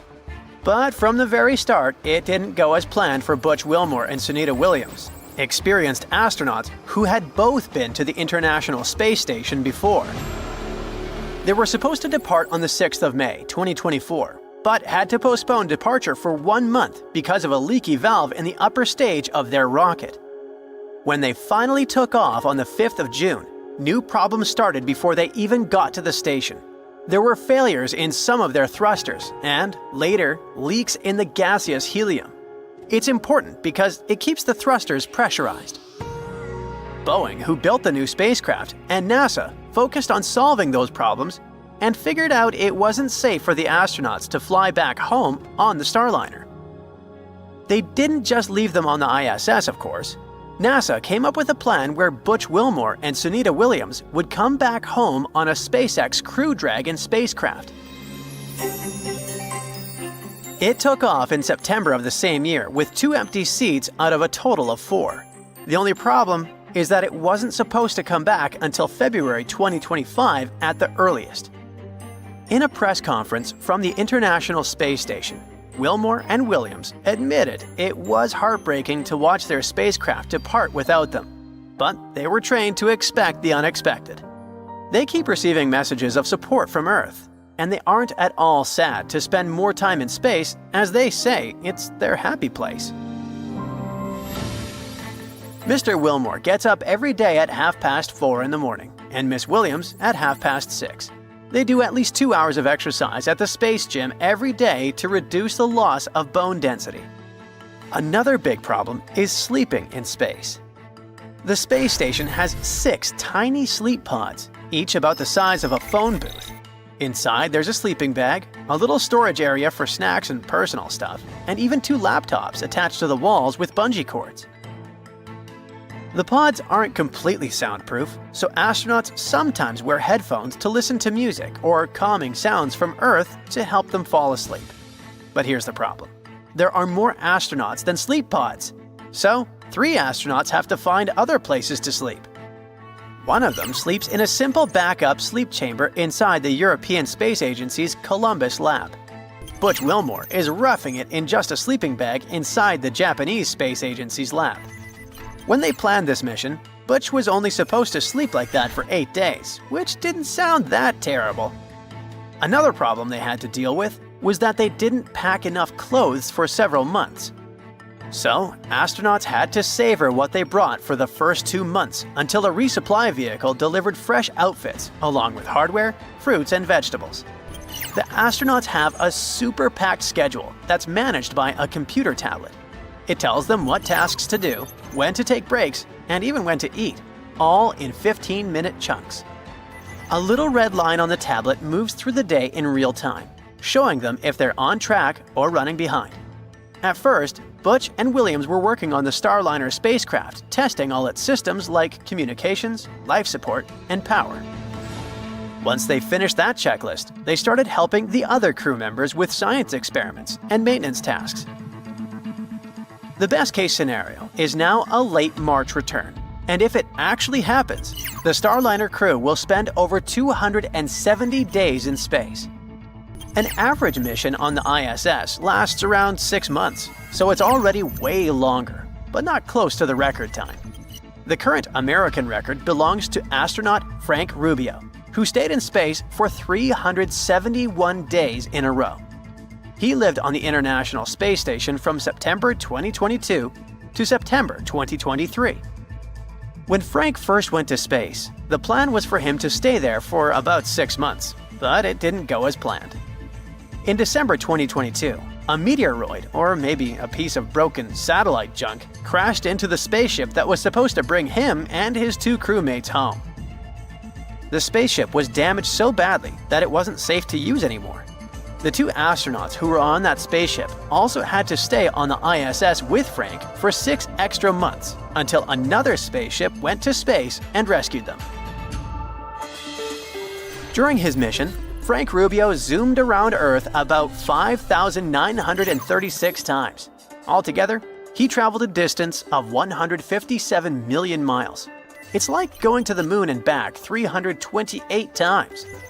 Frank also went on 3 spacewalks and spent 21 hours outside the space station. One of Frank's big jobs was to do scientific experiments. He studied how bacteria behave in space, where there's no gravity pulling things down like on Earth. But his favorite experiment was taking care of a tiny tomato plant and watching it grow. Frank admitted that being away from his family for so long was really hard, but it's not the only possible hardship on such an extended space stay. Space agencies have entire departments that study the effects of space on the human body. In one of the studies, called Twins, scientists compared 2 identical twin brothers, Scott Kelly and Mark Kelly. They're both astronauts, but for this study, Scott spent a year on the ISS and Mark stayed on Earth. By comparing them, scientists could figure out how space changed Scott's body compared to his twin. He said it took him at least 6 months to feel like his usual self again after coming back to Earth. Scientists noticed predictable weight loss and bone mass loss, but they didn't expect to see changes in his DNA. They found that his telomeres, which are like tiny protective caps at the ends of DNA strands, got longer while he was in space. But sometime after he got back, he had more short telomeres than before. It looks like the damage was permanent. It must have to do with radiation, which is one of the biggest dangers for astronauts who stay in space for a long time. It can damage DNA, and that can increase the risk of some really serious health problems. Astronauts need protection from radiation, not just while they're flying in space, but also if they live on the Moon or Mars someday. Scientists are working hard to find ways to keep astronauts safe from this invisible danger. Every space agency has rules about how much radiation astronauts can safely handle during their careers. Another big problem astronauts face is bone demineralization. It happens because there's no gravity in space pulling on their bones like there is on Earth. Without that pressure, their bones start losing minerals like calcium, which makes them weaker. Astronauts can lose about 1 to 1.5% of their bone density every month they're in space. When calcium from the bones gets into the body's waste system, it can lead to kidney stones. Because of these changes, astronauts coming back from space need time to recover. Another challenge in space is how the body's fluids, like blood, behave. On Earth, gravity keeps most fluids lower in your body, but in space, they float upward. This extra fluid in the head can push on the eyes, which might change how astronauts see. Some even develop a condition that can make it hard to focus their eyes, and sometimes the changes in vision can be permanent. When astronauts who spend a longer time in space, like Williams and Wilmore, return to Earth, doctors keep a close eye on their health with regular checkups. Scientists expect that their condition is going to be like that of 6-month astronauts.